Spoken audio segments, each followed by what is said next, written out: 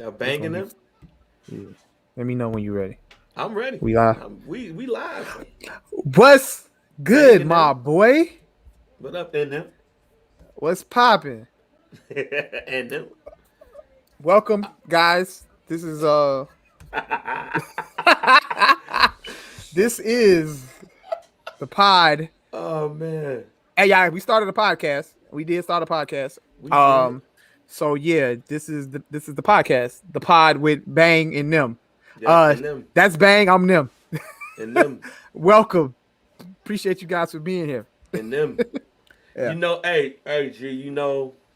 Real shit. When I saw that, the first person I thought about was Jay Washington, Why? and the reason why is because, fam, is that a Nutty Buddy fan? The drumstick. Oh shit. But the reason why is because I'll never forget when we started doing Laughing Insanity Okay. at the Laugh Factory. Shout out to Curtis and them. But Jay Washington on Chicagoland television called me the other guy. Now, why would he do such a thing? I have no clue. Like me and Miriam was looking at TV. Like we was looking at it. We was like, oh man, Jay gonna be on TV. He gonna be talking about Laughing Insanity and it's good and it's dope. This is great. Oh man, look at Jay. Oh man, this is great. He's on TV. Yay. All that. And then he went on TV and called me the other guy. But at least I know. But I think I know that you would never do that. You would never do that to me. Hell Now, no. So wait a minute. I'm glad that you said that because I think at 5:30, shameless plug, because I can do it. So I now do the Some Dude sports report on Streets 951 in Chicago on the Sam Silk Show. So, no shameless plug. Y'all go ahead and check that out. Do it Monday through Friday. And like if you listen to it today, at the end of it, I say shout out to Mike B. Not only that, that's what's up. not only that, it's the Some Dude Sports Report. So while it is just me, on there's us. So no, I would never pull a Jay Washington. But it was funny looking at that to see banging them. So basically what we're talking about, ladies and gentlemen, is we're going to have a guest on the show today. Shouts out to D-Son. Shout out He D-Son. has his own podcast. He has his own podcast network that we're going to let him plug. But, and talk about some of the things that he was ranting about on Facebook like the last couple of days around NBA players. Shout out to D-Son. He's if you follow D-Son, if you're on, like if you're a friend with him, he's popular for the hot takes. He could throw some hot takes out there on the statuses and get ruffle some feathers. So shout out to him. You know what I'm saying? So it was only right that we bring him on, talk some shit, But yeah, go ahead, man. But it was funny. It was funny hearing him seeing him say, banging them. So I was like, man, Mike ain't gonna like that. I'm like, first of all, the reason why it's a bullshit too, because I'm like banging them. And them. Nigga, you know me personally. Yeah, I'm like, I know you interviewed him. I interviewed this man. First shout out to D-Son. D-Son put out, he's also an artist. Yeah. Hip hop artist. D-Son got about 7 jobs. Got about 7 jobs. He's a hip hop artist as well, and he's made it onto my show. I've interviewed him when he dropped I believe it was the Relentless tape. That was the name of it on WindyCityUnderground.com. And the name of his non-for-profit is Stay Relentless. So he worked with the kids and all that. All right. So I'm just gonna say my man just was having a day. And he's excited. He's excited. Because we were supposed to have him on the show a little while ago. Yes, we were supposed to have D-Son on the show because D-Son was saying how Randy Moss is the greatest wide receiver of all time. And we were supposed to have him on the show and he flaked on us. He's like did not respond. Like I was hitting him in the messages like, bro, what's good? What's good? Live. Where you at? And he left us on red. but he's here now. Not here. He's not here yet, but he's scheduled to be here. He says he's gonna be here. He says he's gonna be here. So we'll see. Just stay on the lookout for that. You know what I'm saying? It's gonna be a good conversation. But y'all already know what it is, man. Some Dude Pod, episode 90. I go by the name of Mike B. That is JR Bang. We are live right now on Facebook. Where we at? We live on Twitch. Yeah, we're live on Twitch, Facebook, our YouTube page. Follow us on Twitch. Follow us on YouTube. Both of them to What Digital. Make sure y'all subscribe. I am working at the same time I do this pod. So if my boss sees me, hey, how you doing? I'm still working. I got 2 laptops and an iPad. So I could do all of that at the same time. But make sure you go get that merch. Actually, I know in the links that we have the Some Dude Pod store link up in there. So shouts out to everybody who has gotten some merch already. You know what I'm saying? I'm rocking my Out West A&M University. You know what I'm saying? Right now. Out West. You know, Out West University. That's where I graduated from. Fact. You know what I'm saying? So let's go ahead and get this started, man. Let's just kick it off with what everybody's been talking about. Real quick, shout out to the homie Corey Moses. Oh, okay. Shout out to Moses. Coach Moses. Shout out to Angie. Angie, what Angie is this? What Angie is that? Is that PR Angie? Yeah, that's our Angie. Shout out to Angie. What's good? She probably changed her last name. You know what I'm saying? Because okay. No, I haven't seen her across my timeline in a while. No, she be under the radar, but she still be doing her thing though. I be peeping her. Yeah. What up, Angie? What's good? So I mean, let's go ahead and get it started with everything everybody at the crib been talking about. Scottie Pippen woke up and chose violence. Oh, I thought you said we was gonna be talking about. I thought we was talking about Soulja Boy and Bow Wow. My bad. No, we're gonna talk about that later. We're gonna talk about that later, but there's no need to waste time. Start local first and then go national. I bet. Shouts out the radio. Scottie Pippen has woke up every day since he's been promoting digits and chose violence, ladies and gentlemen. We had briefly mentioned a GQ article. Oh, no, we didn't, because that was within the week. We had talked about a GQ article where Scottie Pippen called Phil Jackson racist. G. He talked about Mike. He's called Mike selfish. He's since this whole rundown has happened. What else? He had talked about Kevin Durant. He talked about Ben Simmons. He's had a lot of stuff to talk about. That was just in the GQ article alone. So of course, just like anytime something big in the media happens, they call Scottie Pippen and they start doing some interviews. And of course, Scottie Pippen, kept the ball going. He did an interview with Dan Patrick on the Dan Patrick Show. Shouts out to Dan Patrick, an OG, a legend, ESPN, SportsCenter, all that. Shouts out to Keith Olbermann. Absolutely. And he doubled down on his Phil Jackson racist comments. And that's where he called Mike again selfish. But the funny thing, which if this is true, I'm telling you now, Michael Jordan is the greatest player of all time. If this is true. Okay.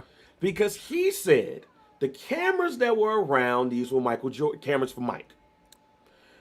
But he said that. Are you talking about the footage that they used for The Last Dance? Yeah, but they was filming like all those documentaries at the time. Yeah. Just like in sport, like with every sport, especially in the entertainment division, they have the cameras going for the documentaries and everything, like Come Fly With Me or I forgot the other joint that Michael Jordan did. But like everybody had a documentary. Like they did one on the Seattle Sonics. They did one on alley-oops. Remember the jokes and stuff that they did with NBA players, all that stuff. Matter of fact, I miss that content from the NBA as well. Mm-hmm. Can we get a Come Fly With Me with one of these players out here? But I digress. Mm-hmm. But he said that the interaction with Steve Kerr and Mike in the huddle before the final shot, and what was that, Game 6 of the 1998 NBA Finals against the Utah Jazz.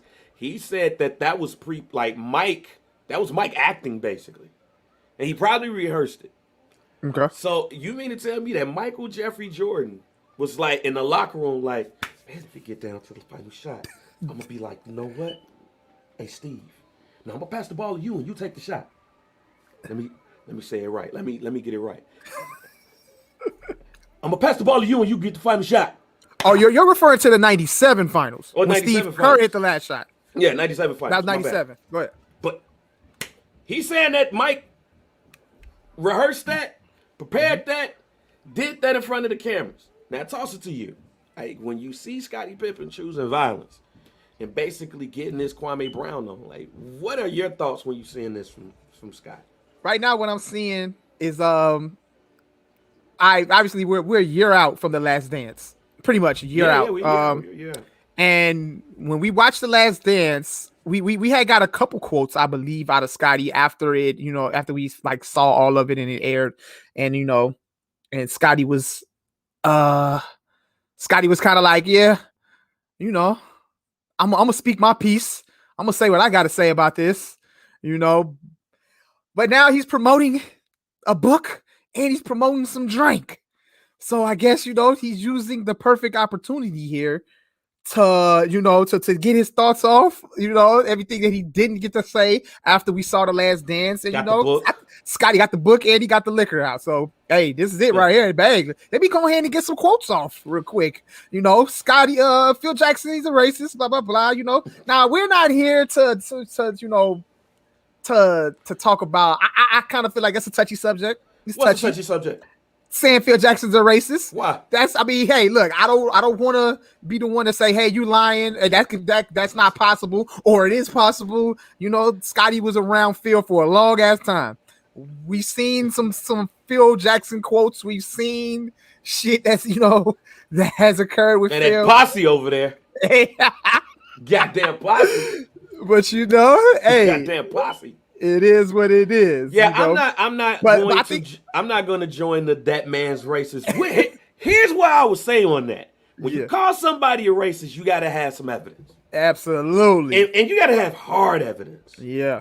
And this is and I know somebody gonna hear this like, no, if a black man call a white man racist, why automatically they got to be crazy? Well, two things can be right at the same time. I've said this on the show enough that I might make it a shirt. Yeah. Here's what I'm saying. It's going to take more than 1.8 seconds, that incident, for me to be like, Phil Jackson's racist. Yeah. I'm not saying that Scottie Pippen got to, bring out a tape that Phil Jackson was like, all these niggers and jigaboos on this team. Like, I wish I had about 15 John Paxsons. I'll still win the title. Give me Steve Kerr and Judd Bushler. Phil Jackson...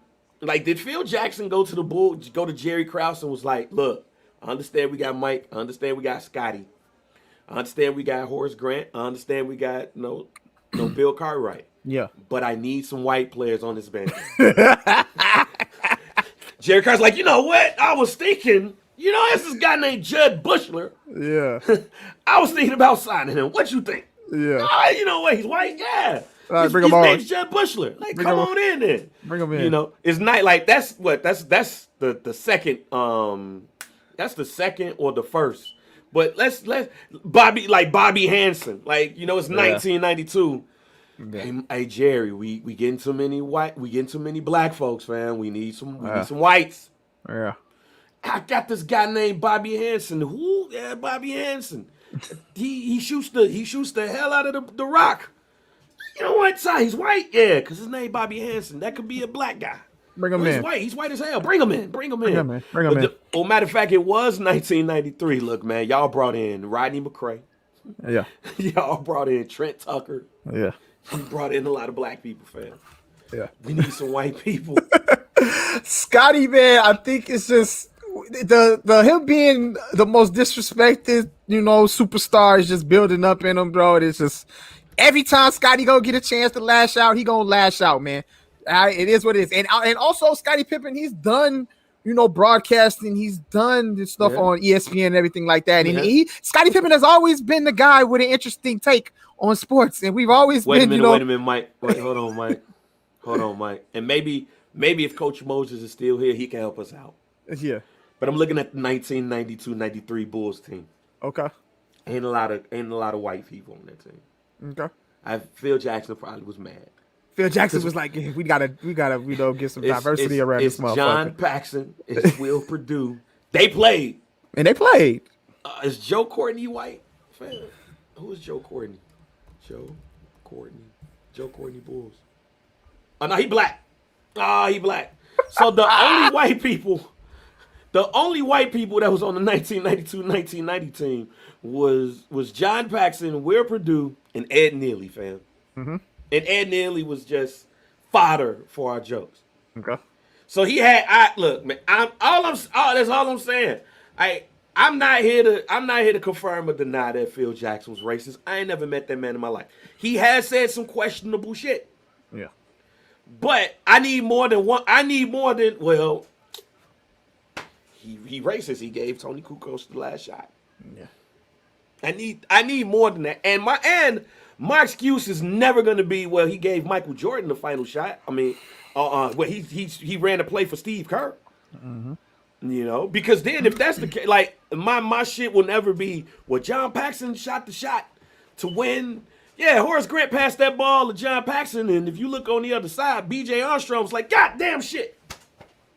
But maybe B.J. Armstrong's like, God damn shit, the white dude shooting the ball. Yeah.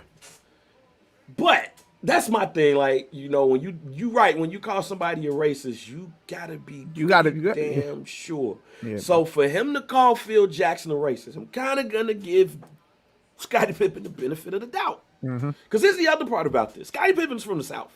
Mm-hmm. They know racism more than we do. He went to Central Arkansas. Mm-hmm. He's from Arkansas. He know more about racism. Now, Phil Jackson might not know he a racist because there's a lot of white people that we know probably that had said some questionable shit. Mm-hmm. It was like, that's racist, that's stereotypical as well. But I'm also looking at it like this. Like, Scottie Pippen got a lot of joints to get off. I'm not gonna say Scottie Pippen is the most disrespected star of all time. Yeah. Not gonna go that far. Cause and shouts out to my man Sean Davis. He used the term coattails a lot. And Scottie Pippen rode some coattails, ladies and gentlemen. He rode some coattails of six rings. He was helpful. He was a major part. But he's now starting to throw around the 6 rings like none of this shit wouldn't have happened if I never showed up. None of this wouldn't have happened.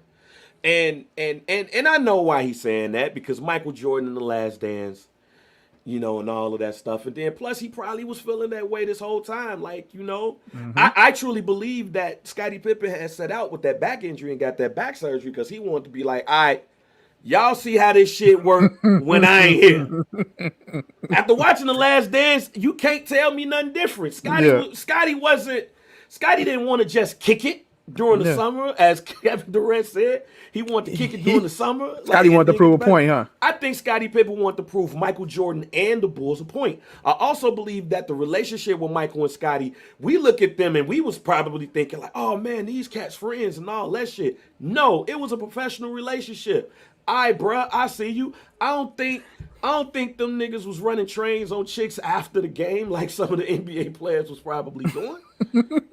Like they played poker on the plane and gambled and everything, and then after that, yo, I'm out. That's it. Wasn't no real hanging out with Mike and Scottie. Wasn't no real hanging out with Mike and Scottie. We all know Mike's best friend in the league was Charles Oakley. Mm-hmm. That's his homie. Like teammate, Mike, that's my friend, Charles Oakley. Mm-hmm. Everybody else, So I don't think Scottie is disrespected. But I do believe that Scottie remains an underrated piece of the Bulls and what they've done. And when he saw The Last Dance, he was like, all right, enough is enough. Like he was probably looking at The Last Dance, was like, yeah, that's all that is. Fuck this it, is all built up. Fuck it, where the book at? Where the whole thing? I need the book. That's all that is. That's all I need to write a book today, and I think if it wasn't for The Last Dance, we don't get this book. Yeah. And also the digits, man. That digits bourbon, I almost went to the store today. You might as well go ahead and just support it. You might as well gotta support it. Put the car down. Give me some digits. I need the biggest bottle you got because I really want to taste it now. Yeah, DG. DG. They ain't Q with D Miles. They not doing. They're not. No, They're not doing a podcast together. No, they're not shaking up GD in the middle of the All-Star game at the crib. No, them niggas is in the booth together. They in the skybox booth. Mm-hmm. Hey man, we got to go up there and we got to walk up and we got to do the point so they can see we together. Yeah, Michael Jordan and Scottie Pippen. IG, I'ma holler at you. All right, fam, peace. Like them cats ain't friends, and I do believe Scottie Pippen I do believe that Scottie Pippen got a right to be upset. Yeah. Like even though it's Michael Jordan doc, he can do what he want to. And I do think Scottie kind of sometimes overstate his shit. Michael Jordan do too. And Michael Jordan do too. And they needed each other. I never heard Mike say, I ain't need Scottie. So that's the good thing about it. But I also believe this, and this is going back to the whole thing with the Michael Jordan playing this tape. Like is Scottie Pippen trying to tell us that the NBA is rigged a bit? Like, do you know? Hey man, hey Mike done winning, fam. They about to hit this last second shot. We're about to do the last second shot, everybody. Places, guys. Guys. Like, cause he did say in the interview with Dan Patrick, he was like, when Dan Patrick went there, he was like, might be a longer show, fam. I don't know if we want to get up into that. Mm-hmm. Like, no, did Scottie Pippen really try to tell us that this is all entertainment, that the NBA is WWE? Now, mind you, I did write an article about that a couple of years ago. Actually, almost 10 years ago when old Derrick Rose happened, because I was pissed. I was pissed. But no, did Scottie Pippen kind of allude that the NBA is WWE? He definitely did. You think he did? Why would you say that? I mean, bro, at this point, though, Scottie, look, man. It's just this. Look, Scottie wants y'all to see this shit full force. So, like, man, Mike, like you said, if this shit is rigged, Mike the GOAT. But Scottie wants y'all to see this shit, dog, and y'all got to see it full fledged, bro. That's why is the book out yet? Is the book out? I think it comes out this fall. I think the book gonna give it to us, and he gonna let us know, like, man, this shit is some rigged that shit. So we've heard from Scottie Pippen. We're gonna continue to hear from Scottie Pippen. I think so. He gonna have that drink in his hand. Hey man, next thing you know, Scottie Pippen gonna be like, no, Magic ain't never really have AIDS in the first place. That's why we go look. So whoever it is out there, yo, what TV program, whatever, Joe, get the Scottie documentary ready.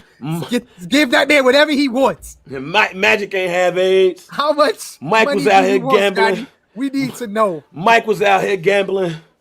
What's another one? Oh yeah, that shit between Sacramento and the Lakers. Yeah, that shit was rigged too. That shit was definitely rigged. That shit was rigged too. Yeah, they knew what they was doing with Larry Bird. They wanted him to be the great white hype. They knew what they was doing. Oh, everybody was doing cocaine in the 70s, including Kareem Abdul-Jabbar. You ain't know that, did you? It's like Dr. J Gay, like whoa, like whoa, Scottie. We want to hear all the Dennis Rodman stories. We need them. Right. We need all of that, Scottie. Pay that man whatever you want. Now, if Scottie Pippen ends up in the hospital in the next 3 days, if he end up like Jeffrey Epstein or homie from McAfee, when he went to jail and he was dead, like, we don't know something. Yeah. Or his leg just all of a sudden get broke. But Scottie been through a lot, man. And I don't want to use the Scottie crazy shit. I will use the Scottie take that bourbon and shit, let it ride, but I don't want to call him crazy. Like, Larissa Pippen been out here having sex with everybody with Future to bench players, and shit is bad when your wife or your ex-wife is out here staying in the bench players. Who's the bench player? Malik Beasley? Malik Beasley start though.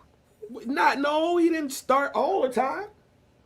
He started this year when the season started. This year they had sex. Last year. Yikes. Starting last year. Yikes. Into this year. Yeah. But Larissa, she was having sex with bench players. Yeah. Scottie just fed, bro. Like and unfortunately, Scottie Pippen's son died. And that you can't take nothing away from that. Yeah. And then all before that you got The Last Dance, or in between that you got The Last Dance and Michael Jordan in your eyes making you believe that you less than. So Scottie Pippen had a lot to get off even before that. Matter of fact, I think you know who laughing at this right now? Isaiah Lord Thomas. I think Isaiah Lord Thomas is sitting at the crib like, man, I told y'all, dude think too highly of himself. Now he got that liquor, he got that oil in his system. Fuck wrong with dude? Because that clip resurfaced of Isaiah Thomas on NBA TV with Shaq and Reggie Miller. Like Reggie Miller didn't know what was the issue between him and Scottie Pippen. Yeah. And Isaiah Thomas was like, look, if Michael Jordan say he ain't playing, if I ain't playing, all right, cool. Larry, Magic.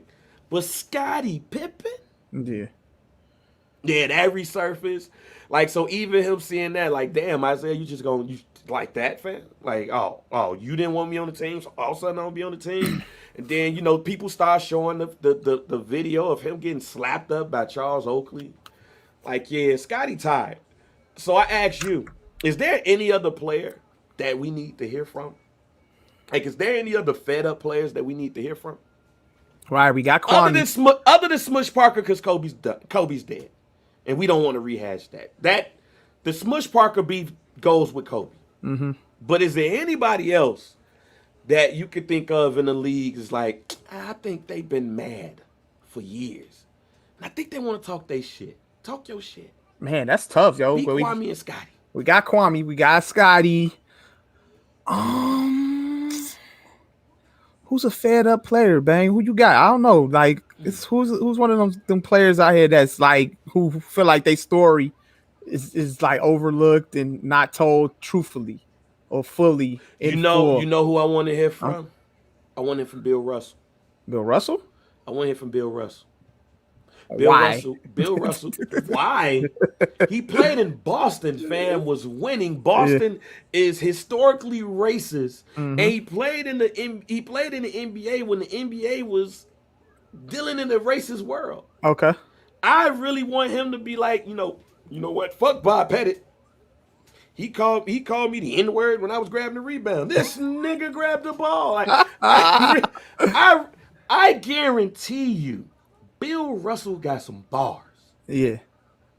Bill Russell got some bars. Oh, shit. We got a guest, ladies and gentlemen. And he's smoking a this stogie. nigga right here. He wild. We're house party in the background. House party in the background, baby. You know what I'm saying, man? We're house party in the background. On the projector, too. One time for the culture, man. That's the other part here. With the projector.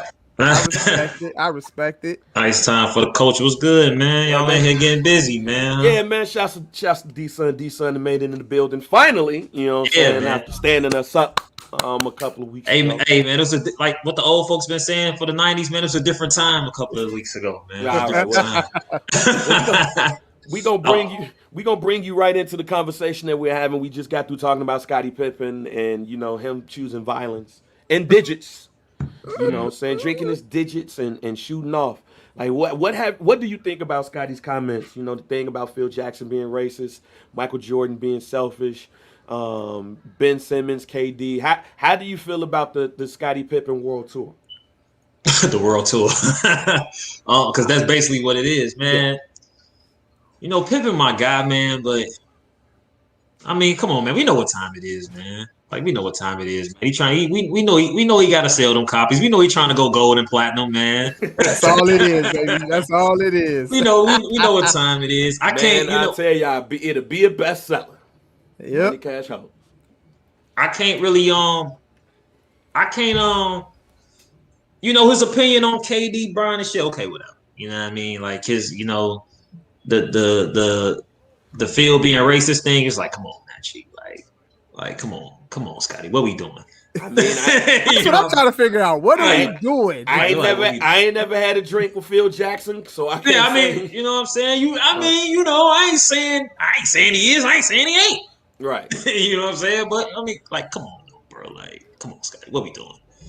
But apparently, we gonna see what time it is. You know what I'm saying in the book. I'm about a book. I'm going to get the audio. I'm going to get the audio version because I ain't got time to sit down and read a book. But if Scottie Pippen is actually doing the voiceover, It'd be interesting. And then fuck Michael Jordan. Michael Jordan think he was cussing me out and running the team. Nah, he was doing that. He was doing that to Pete Myers and Ed Neely, but not to Scottie Pippen. Authors normally do voiceovers on their own, like audio books. That's what I was about to ask. That's what I was about to ask. Okay, Yeah, sometimes. It depends on it depends on the mood that they in, but sometimes the author will do the voiceover. Okay. Okay. It's rare though. It's rare. All right, man. Let's get into the NBA though, and kind of sticking with the Scottie Pippen thing. I just asked Mike: is there any NBA player that you would love to go on their Scottie Pippen, Kwame Brown world tour, where they getting them joints off? I said Bill Russell. What NBA player need to tell a story? Currently or past? Either or. That's a good question. I never thought about that. See? Oh shit. If I had to go within the past, who I like to get off, and it's probably just because they said he was a shit talk on the court. It'll be Gary Payton. Oh yeah. Okay. I know I buy that book. Yeah, Gary Payton's my favorite player of all time, so I know I buy that book. Currently though, who I like I'm gonna say Chris Webber. Does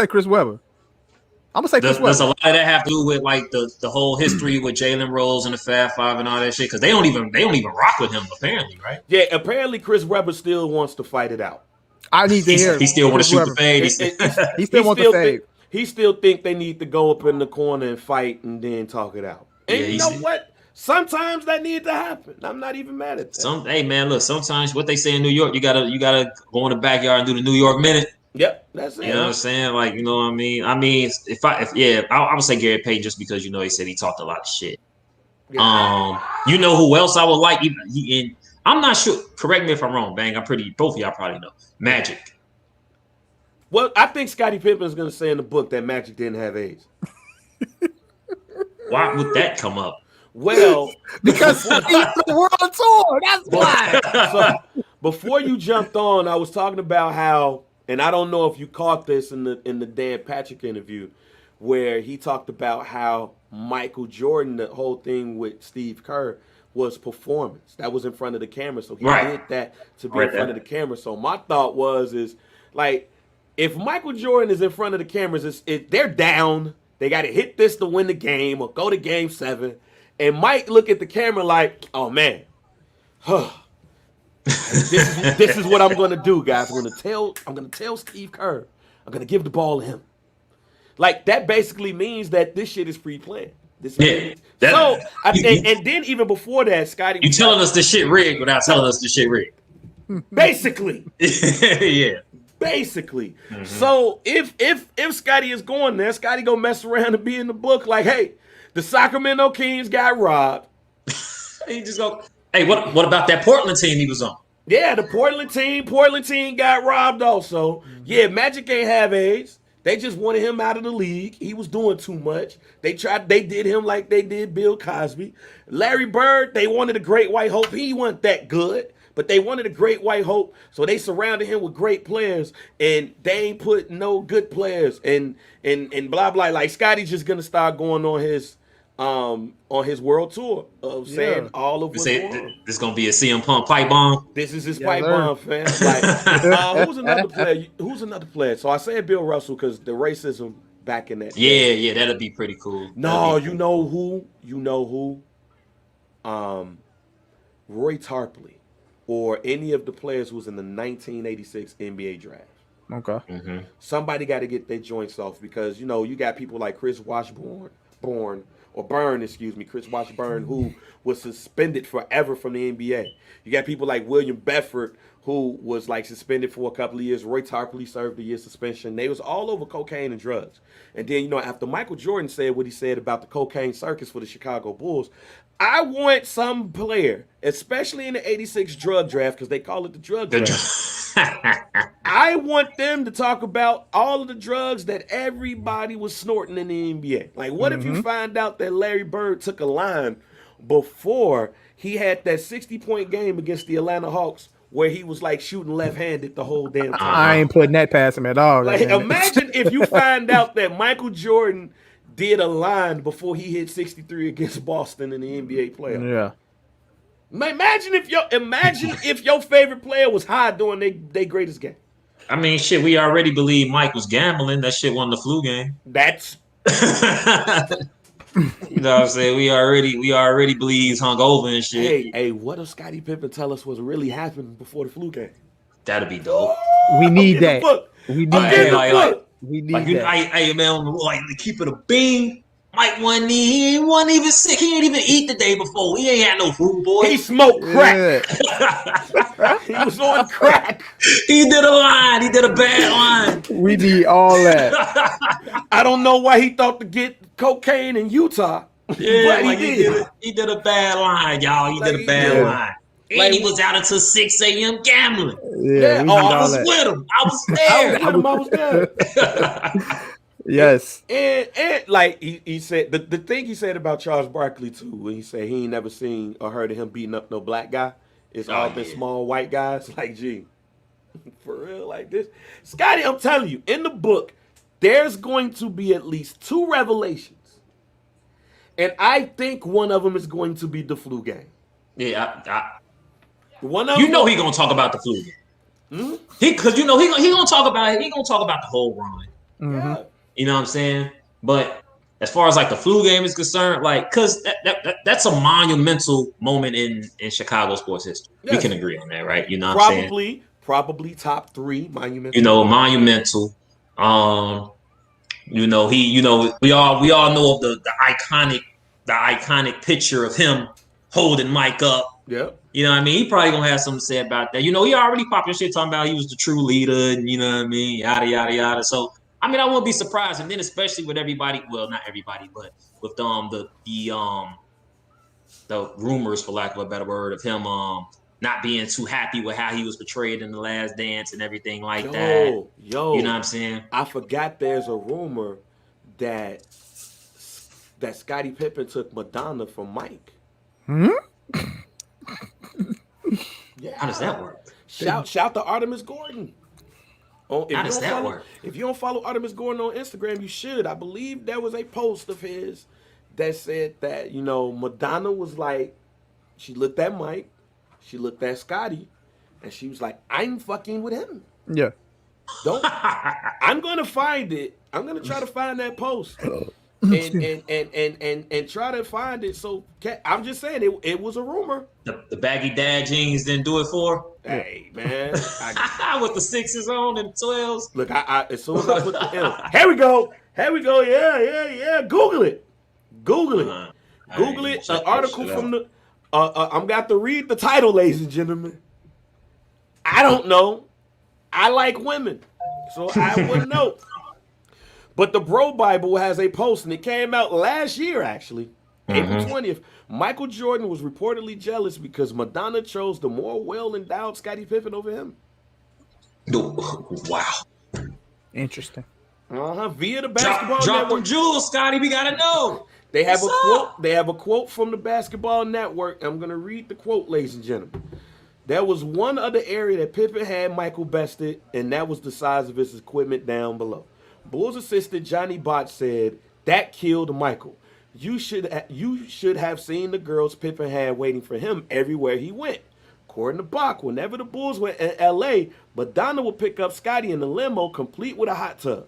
Michael clearly did not know how Pippen got to spend quality time with the most famous woman on earth and used to tell Madonna he could satisfy her better than Pippen, to which Madonna apparently replied, not a chance.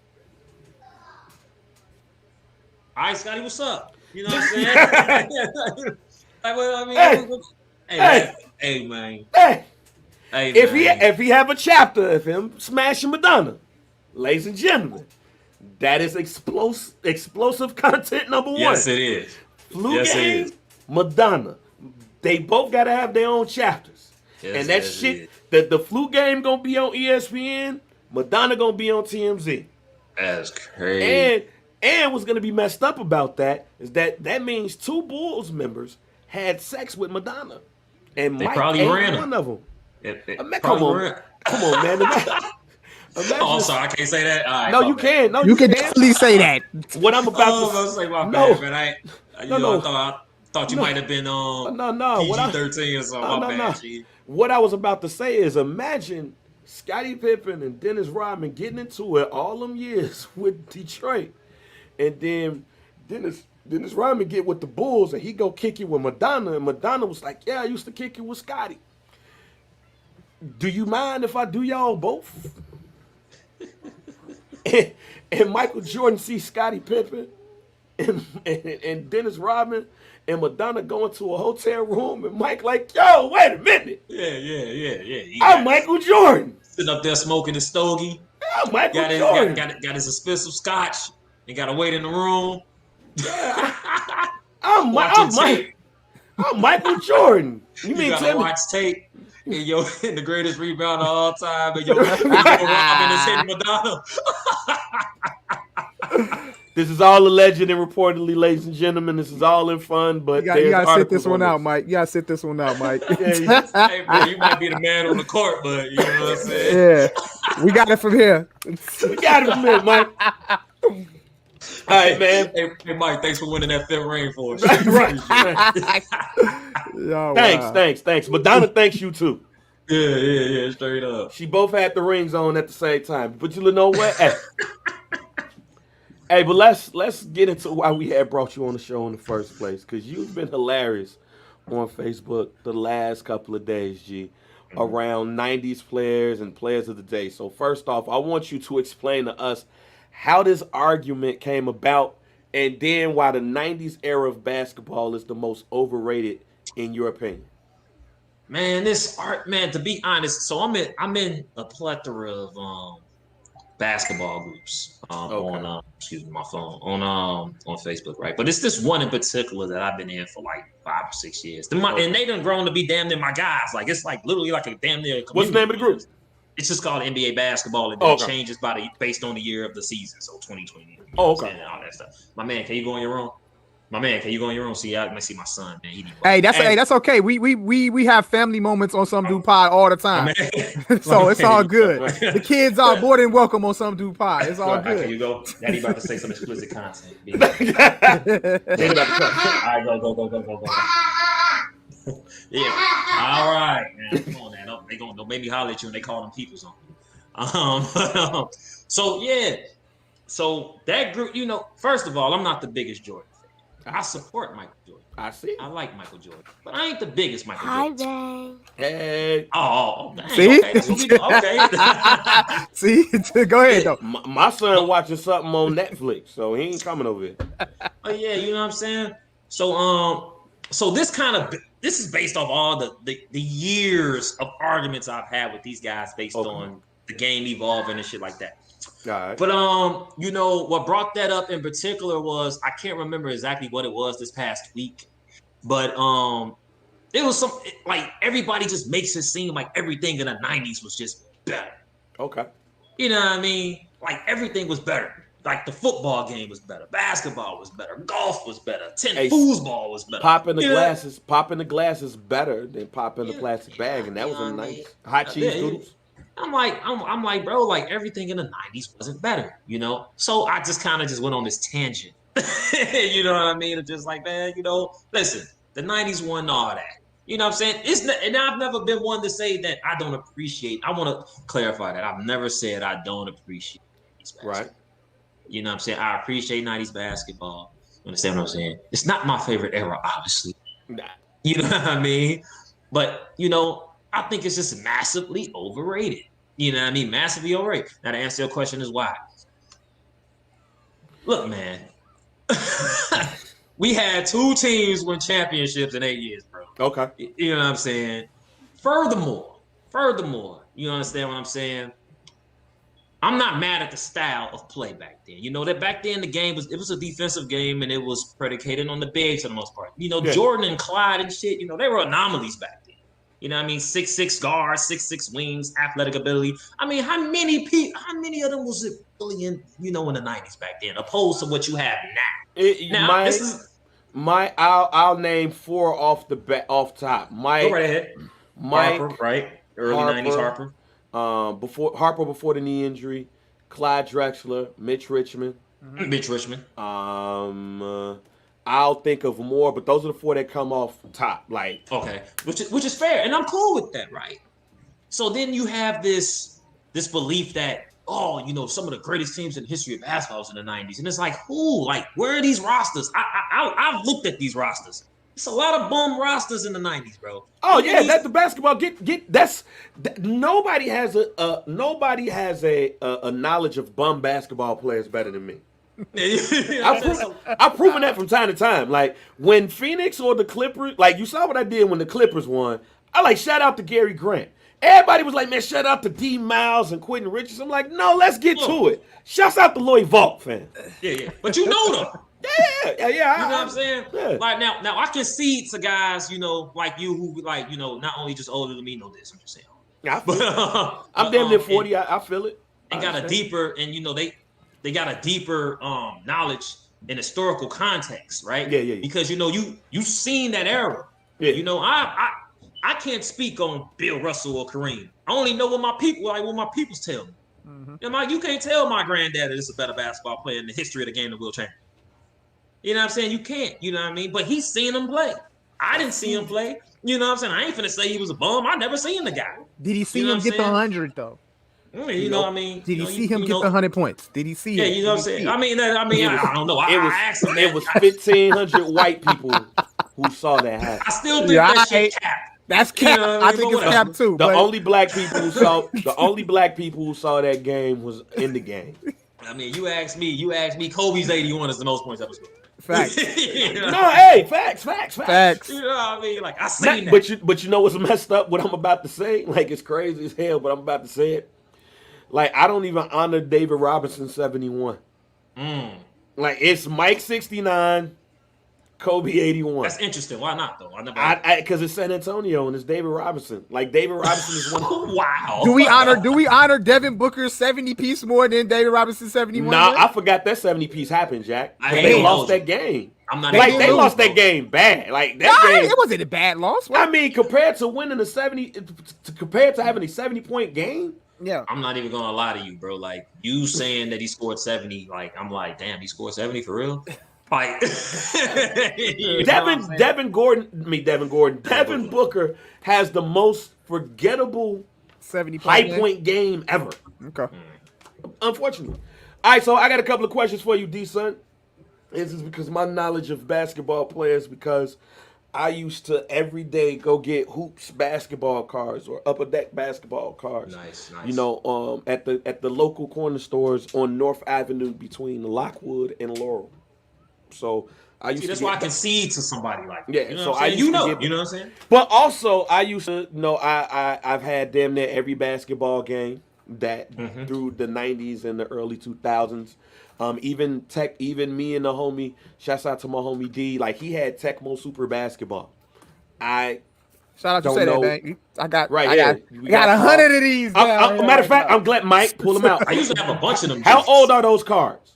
Oh, this is 96, 97. Oh, you got it? Just one binder? You just got one binder? No, I got a million of them down here, like right now. But yeah, you're younger than me, so your cards is gonna start around 96, 97. So that's cool. All right, so I think that's when I start to. I'm going to name a couple of players, and I'm going to ask you from the 90s, and I'm gonna ask you if they would have been a star, a superstar, a star, a bench player, or injured reserve.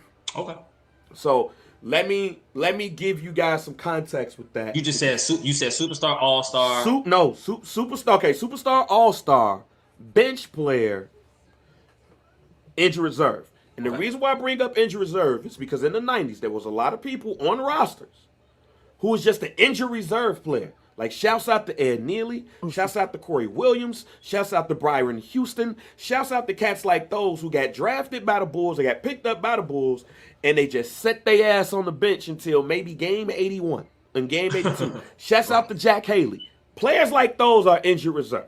So, I'm going to start off with a player that you mentioned that you would love to hear talk. I'm going to start off with Gary Payton. What would Gary Payton be in this NBA? In this NBA? Superstar? Superstar. I think his to provide context, because I know you're a big context person, man. Yeah. You know, strong defender, you know what I'm saying? In a wing dominated league now, you understand what I'm saying? Like he'll be guarding 1 through 2. You know, Okay. maybe even a few threes, and I think he'll do that successfully. Okay. You know what I mean? I think he'll do that success. Now, the impact he'll have on the scoring end, you know what I mean? Like, I'm not saying he'll be like a superstar scorer. Okay. You know what I mean? But I think he'll be a superstar talent just off his ability to lead a team. Okay. You know, his point guard ability and his defense. Okay. He'll be an upgraded Patrick Beverly. Oh, cool. Okay. Damn. All right. I don't know if that's a good thing or bad thing. I was thinking like, It's a good thing. It's a good thing. I like Patrick Beverly. I don't think he's a bum. Yeah, I feel you. I think Patrick Beverly's a bum, but go ahead. All right, Mike, before I'm about to get my That's out to Marshall. All right, Mike, I want you to dig in one of your cards. I'm about to give him another name, but I want you to randomly grab a card. Just random. Yeah, but before you put it to the screen to show it, I have another one for you. Dana Barros is somebody who I think would fare well in this NBA because he was a shooter. Yeah. And in the 90s era, like, you know, you had your John Paxsons and that thing, but the point guards, they didn't want you to do all that. So with that being said, like, how do you feel a player like Dana Barros will fare in this NBA? And when I talk about Dana Barros, he's going to... And Philly Dana Barros, not Seattle Dana Barros. Yeah, I was thinking Seattle. Philly. I was thinking Seattle. No, Philly Dana Barros drops 50 Dana Barros. I'm going to, and I think anybody, so I'm not just going to just keep it on him, but I think anybody who can shoot at a high level at that time can translate to the days of the year. Okay. You know what I mean? Now, the level of shooter and scorer they might be, I don't know. You know what I mean? Like, I don't know. But I feel like if you can shoot the ball in this wide open era of basketball right now where everything is four out, 1 in, 5 out basketball, a lot of dribble penetration, kick it out to the open man. I think those guys will be successful. Now, will they be Kyle Korver or will they be, I don't know, fucking Devin Booker? I don't know. Okay. You know what I mean? Like, I don't know. But I think if you have the ability to shoot, then it's a place in the league for you. Okay. Rex Chapman, guys like that, Dan Marley, you know what I mean? Shit like, guys like that. Thunder Dan. All right, Mike B. But I do think it's some guys, I do think it's some guys who are just, like, even though they can shoot, they probably want to see the floor. Yeah. That's why I say superstar, all-star, bench. All-star for Barros, though. All-star for Dana Barros. All right, we got Mike coming out of random card. Shout out Dana Barros. That's a Dana Barros. And we weren't talking about Boston Dana Barros. We talking about that's the first one that came to mind because I used to remember my brother playing. It wasn't live. No, I don't think it was live. It was like I think it was like Bulls versus Blazers or some shit. Okay. And real quick, shouts out to games like that. Shouts out to the box score too. I've said on this pod right here that people don't look at box scores no more. They don't even know what a box score is. I remember when ESPN had the gray screen with the box score and all that stuff. People don't look at box scores. Mike, random card. Who we got? Here we go. I got a random card right here. Like the Atlanta Hawks, they doing their thing right now in the playoffs. How we feeling about Mookie? Ooh. How we feeling about Mookie? How we feeling about Mookie Blaylock? Mookie used to get busy. Oh, so how we thinking about Mookie Blaylock? Bench player, bro. That Mookie Blaylock ain't getting no buckets in 2021, man. That's okay. He ain't getting no buckets. Too damn small, man. Oh, man. He ain't getting no buckets. You know what I mean? Like, he ain't getting no buckets. He ain't getting no shots off and shit getting sent to the other side of the man. Hey, Mike, you got to read the back of Mookie Blaylock's let me get some stats. Because they got the text about what they say about Mookie Blaylock. Like, what's his mama name? All right. Mookie Blaylock, regarded as one of toughest defenders in the league. Mm-hmm. Blaylock led the NBA in steals per game in 97-98. Average 2.6. Average 2 steals a game. Who was he? Who was he D'ing up? Like, come on, who was he D'ing up? right, well, Mookie played guard. So who was doing their thing in 97, 97, 98? 97. Who's he being up there? You know what I'm saying? Like, come on. We gotta find. You can't tell me. I mean, Terrell Brandon's, Gary Payton. Okay. Was he D'ing them up? I don't know. Oh no, bro. We got. I know YouTube got the Mookie Blaylock highlights on deck. He's playing the passing lanes, man. He wasn't the on ball.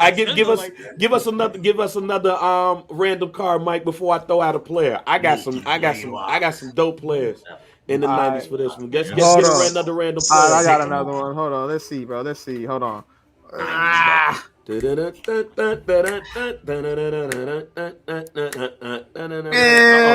I love Tony Delk. How y'all feel about Tony Delk? Wait a minute. I'm glad. Hey, wait a minute. So Tony Delk has a 50-point game off the bench. Tony Delk was a flamethrower. Yeah, he has a 50-point game.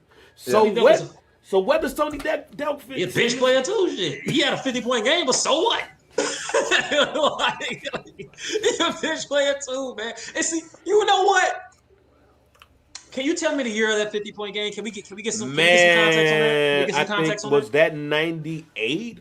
98, I think it was 98 when they said defense was so much better. Tony Delk had a 50-point game. Hold on. Tony Delk 50-point game was no. It was 2001. Can we get the statistician? It was 2001. He had 53 points with the Suns. My bad. That's a turn to see that might deflate my point. Never mind. And they put him on the list of unlikely players with 50 points, which include Andre Miller, Mo Williams, Corey Brewer. Tony Delk had 53.6 rebounds, and he was 20 for 27. So he had the green light. Okay. He had the green light that game. Yeah, bench player. I don't care about none of that. Yeah, I got one more. But but this nigga got buckets though. Give me some. He was a bucket though. Give me some heat. Ron Mercer. Ooh. How you feel about Ron Mercer? Ron was a damn scrub too, man. Ron Mercer was a bum. Ron Mercer was a scrub. And you know what? That might be personal for me because he came to the Bulls. That's Boston Ron Mercer. I was about to say, G. Boston Ron Mercer was getting to it. Hey, man, excuse my man. Fuck Ron Mercer too, man. You a scrub, man. Like Ron Mercer not getting no buckets in 2021 neither. Okay. All right, so I'm gonna give you a couple of names here. Would he play though? Yes. So I don't want to say bench player for him. Okay. I'd rather say like 6. You know, he in a playoff rotation. He's in the playoff rotation. All right, I respect that. I ain't gonna say he was a bum. That's all right. So we've been talking about a lot of guards. We've been pulling a lot of guards. Let's go to some of the big men. I'm gonna go to one that's recently passed away because I think his work in the NBA is highly underrated. Because he was a defensive stalwart, but he was the dude in The Last Dance that basically told us, "Hey man, Michael Jordan needs to understand this is a big man's league. He can't he's 6'6". He can't come up here thinking he about to run shit." And that's Mark Eaton. Rest in peace, Mark Eaton. All time was once Mark Eaton was a floor spacer too, though. Yes, he was, and he was also at one point in time the all-time leader in blocks. Yeah, Mark Eaton. Yeah, he'll translate. So he's 7'4". In fact, he's an all-star. He's an all-star today. So he's Rudy Gobert. He's an all-star. He's a better Rudy Gobert. I think Rudy Gobert is a little bit overrated. I like him. I don't think he's a bad player, but like you know, when the shit get tough, I mean, he can't really be on the court. All right, what about Hakeem Olajuwon? Come on, man. Hakeem to me is the best big man of all time. Okay. If Hakeem was playing today, he'll be the best player in basketball. What about David Robinson? He'll translate too. I think most of the bigs translate to this era. I think because it's so wide open, defensively there'll be more of a liability than a lot of people think. Okay. They don't live in the paint no more. Teams don't live in the paint. All right, I'm gonna go to a wing, small forward, one of my favorites of all time. What about Detlef Schrempf? Detlef Schrempf, superstar. Ooh, superstar. Superstar? Detlef Schrempf? In this league, superstar. Burner. Deadlift Shrimp was damn near 7 feet too. All right, let's be clear now. I love using the Seattle Supersonics on NBA Jam, but Deadlift Shrimp a superstar? Hey, don't forget about them Indiana Pacers too. 100%, man, like 100% with the floor spacing. You understand what I'm saying? And the different sets they have for guys to get open, like to get open on the 3-point line. 100% a superstar. 100%, no doubt in my mind. I think somebody's burning something in my house. I was about to say it's not me. I ain't cooking. I can't cook. So I'm gonna cut. Hey, this one. I'm gonna cut the mute. You go ahead, Mike. Oh yeah, this for DG right here. What y'all think? I can't see. Oh, that's Mahmoud. Hell yeah. Oh yeah. I'm not too put up on him. So bucket. Okay. Bucket. If he wasn't, anybody, he's Muslim. Yeah, he was Muslim. Hold on. Let me go back on mute. What about Grandmama? Oh, come on, man. Grandmama thrive. We know that. Just making sure. Come on, man. Just making sure we clear. Just a little random. Grandmama was a beast. Okay.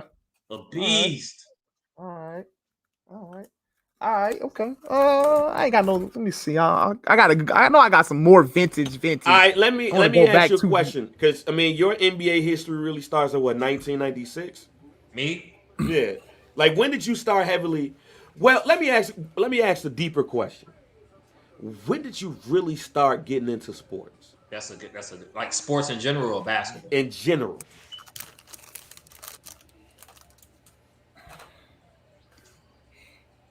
Ken Griffey was like my first favorite player, so about 97. Okay. About 97. Yeah. Ken Griffey was like my first, whichever year it was when the Mariners had that whip of Ken Griffey and Jay Buhner and Edgar Martinez, and they ended up winning the pennant that year. And with Ken Griffey slide. My favorite baseball game I ever went to was Seattle versus Chicago, and I saw Ken Griffey, and that's when I knew I wanted to play baseball, but I didn't follow through with it. So I was like, "Fuck." Like, nobody can really tell me anything bad about it. Yeah, I still remember the first football. Well, the first football game I remember was Walter Payton's last game against the Washington Redskins in the playoff game. That was the first one I remember. I really started getting into sports heavy, like basketball heavy. The Detroit Lakers finals. Okay. I think it's 1980. Yeah, 1989, right? Yeah, 1988-89. That's when I first started really getting in deep. Like the last year of CBS, the NBA on CBS. That's for footballers. I used to be like a baseball nerd.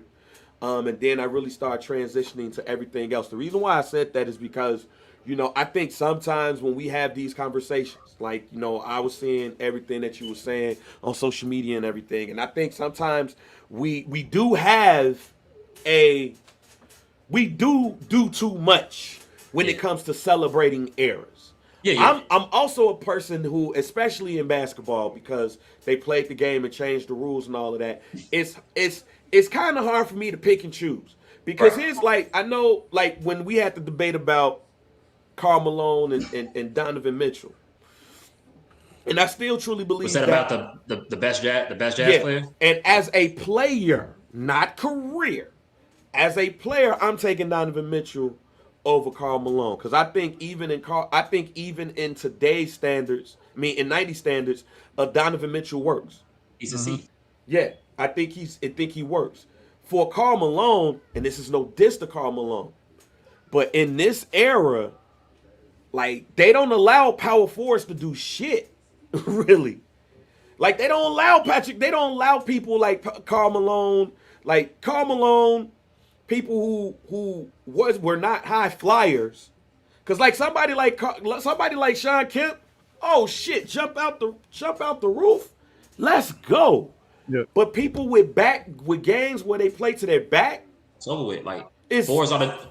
Threes are the new fours. Right? Yeah, and that's another reason why I was like, all right. And it's nothing against Karl Malone. I just think that the way the game has changed, it's done a disservice to stars and superstars of other eras. So now, for a certain amount of time, we've been looking at power forwards do shit like what Dirk Nowitzki do. We see point forwards. Yeah. We see tall as small forwards. we see LeBron James, who's the same size as Karl Malone when he played. Yeah. 6'8", 260, run the court.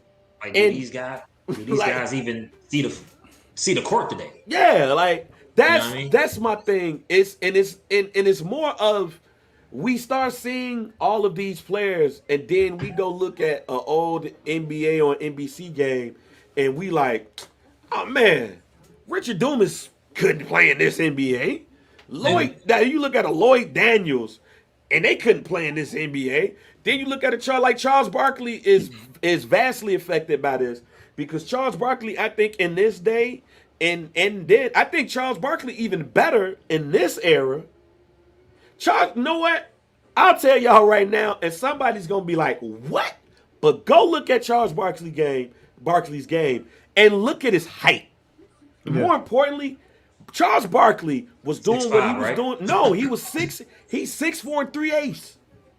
Yeah. You put him and Michael Jordan together, they're like this. Charles Barkley is Russell Westbrook in his era. Okay. If you look at Charles Barkley in 89, 90, 90, 91, when he was running that court, that's what Russell was doing. The only thing Charles wasn't doing is passing the ball. And Charles is a better shooter. Yeah, And Charles is a way better shooter. Way better Charles shooter. Barkley was a black hole. Yeah, he was, They changed the rule. right. He was a black hole. But if you look at height and you look at what they do on the court, that fat ass boy was fast as hell on that damn court.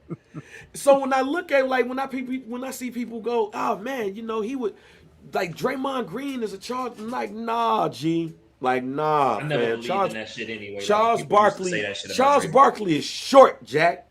And in this era, Charles Barkley he's not getting the rebounds off of the leverage the way that he did in the NBA. And when he was leading the league in rebounds or fighting for the lead with Dennis Rodman. But if you look at how Charles Barkley scored at the clip that he did, and you look at how he grabs rebounds, the only thing that's missing between him and Russell is the assist. And if you listen to people now, he's only throwing them assists so he could go ahead and pad his stats.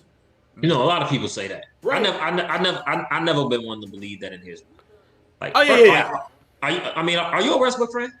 Yeah, I am. Okay. I've always been a Westbrook fan.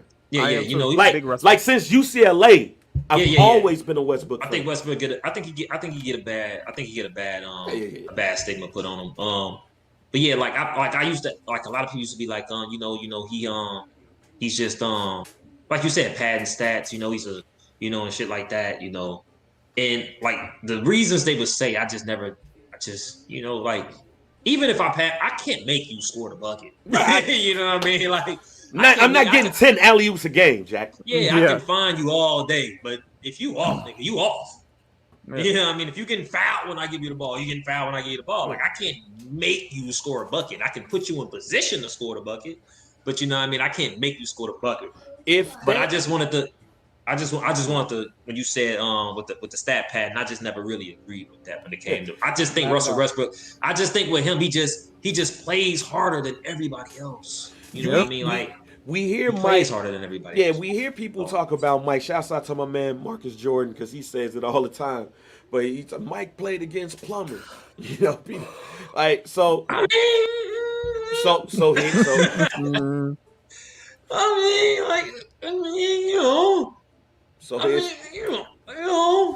But when it came down to the championship runs, he knocked off a lot of niggas. Stop, Mike. Stop, How Mike. many of them guards he knocked off? Who was the plumber? 96 and 98. So wait a minute. Who's the plumber? Who's the plumbers that Mike was going against? I named like Jeff Hornacek a plumber fan. Y'all niggas crazy. Like, who's the plumbers? Like, name me the plumbers. Jeff Hornacek, fucking who else? Fucking Greg Ostertag. Come on, I'm talking about at the guard position, fam. At the guard Like, position. who's the plumbers he was Hey messing? man, I gotta look at the rosters again.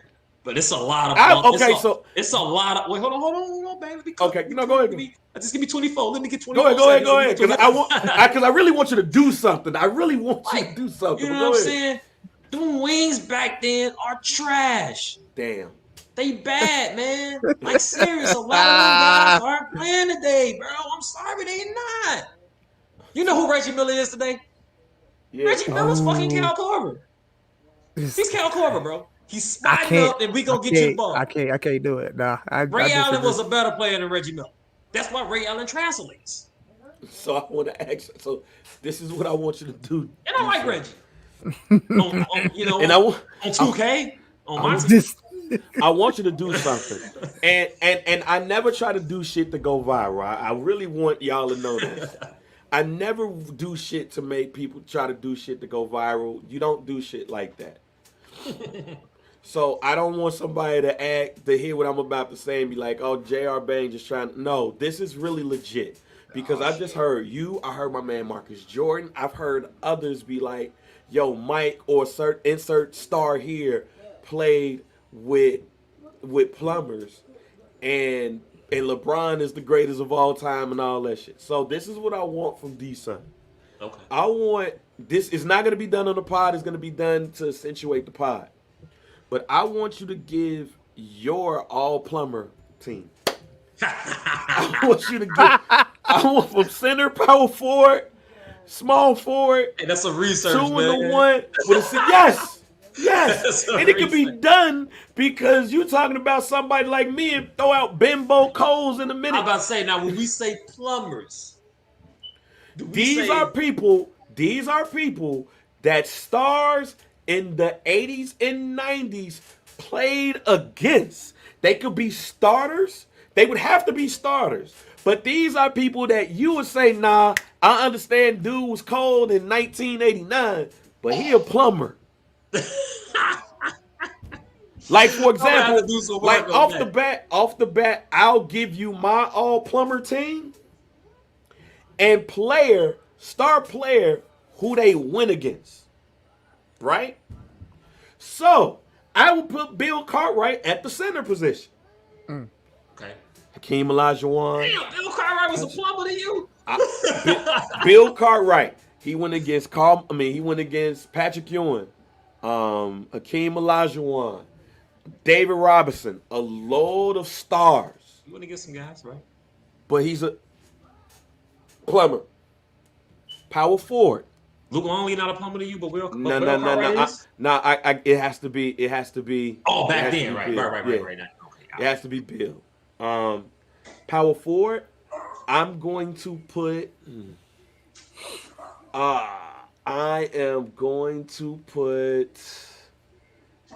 I'm going to say the player, not the plumber, but the player is Karl Malone. And I know it's going to make some people mad, but I have an explanation about it. Vin Baker. Because I think Vin Baker fell off when that alcohol got into him. So I'm taking alcohol Vin Baker as the plumber. Like work at Starbucks, Vin Baker is the plumber. Okay. Not Milwaukee. Can you explain Karl Malone though? No, Karl Malone is not the plumber. Oh, okay. I thought he had me lost for a second too. I was like, Karl Malone is the player he going against. Okay. Karl Malone is abusing that plumber. All right. Jeez. At the small forward, I'm gonna give Scottie Pippen the bone here. He's not the plumber, but he's the person that's going to abuse the plumber. And the plumber is Derek McKee. Shouts out to the Indiana Pacers small forward Derek McKee. Derek McKee used to get buckets from the Bulls. And I'm gonna stay with the Indiana Pacers. Michael Jordan, of course, is the greatest of all time to me. But you know who he used to cook? And sometimes he'd get off on Mike. I remember when he shot a game-winning 3 for the Pacers. The rifleman, Chuck Percy. Chuck Percy. I ain't heard that name in a long time. Yeah, exactly. He's a plumber. He's a plumber. And mind you, I'm picking plumbers who other people will pick. I think that Chuck Percy was lit in a couple of years with the Pacers. But by today's standards, how people talk about the players that Mike and everybody went against, he's a plumber. Okay. And my starting point guard for the Plumbers is John Paxson. Oh. Isaiah Thomas versus John Paxson. Who you I'm taking? not mad at John Paxson. John Paxson, the plumber. I'm not mad at John Paxson. Because what could he do besides shoot? It's not like he played defense. It's not like he was a great playmaker. He was short as shit. It's not like he was. If Not like he was somebody, great. right? If somebody would have said Michael Jordan or Isaiah Thomas Shout out to B.J. Armstrong. or all of these cats played against plumbers, who are those plumbers? Don't give me no bench player. Don't just I see what you're doing. I'm gonna have to do some research. Right. I want you to do your research. And the reason why I'm saying this, the reason why I'm doing this is simple. Like when you hear these people say, insert star, superstar, Hall of Famer here played against plumbers, even going back as far as Wilt Chamberlain. Like, who did Wilt Chamberlain go up against to score 100 points in the first place? Some white dude who was 6'5". Who was gonna block the sky hook? Who was? And then there's players who people don't give respect to. I bring up a lot of those. I bring up Vin Baker because I think Vin Baker was probably at one point number 2 or number 3 best power forward in the NBA. Yes. Before that oil got into him. But I also look at players like a Mark Aguirre who is now nobody talking about. He's gonna be low key. He's gonna be somebody's plumber. Somebody is going to listen. Somebody's gonna be like, "Oh man, Mike was sitting up there losing to Mark Aguirre." Oh yeah. And some old head gonna be, especially some old head out west. Yeah. Some five-star vice lord out west. That's 54 years old. Gonna be, oh no, fuck wrong with you, young blood? But and that's why, and the reason why I bring that full circle is because I don't agree with the 90s is the most overrated time. I actually believe that the 80s is the most overrated time. I think the 80s was the best. That's crazy. Now, but yeah. But I think our reasoning is going to be the same. Because you said something, and I put it in the chat in your joint. In the 80s, how many teams won the title? The Lakers? 3. Now here we go. Lakers, Pistons, and Celtics, right? No, Lakers. There's one more team in that. Philly probably. 4. Philly. Lakers, Philly. 4. Lakers, Philly, Boston. Celtics, and Detroit. Okay. And when we talk about the super team era and how people be talking about super teams and all that shit, they were souped up back then. Look at those goddamn teams. They were souped up. That ain't no, when people be like, Mike lost in the first round.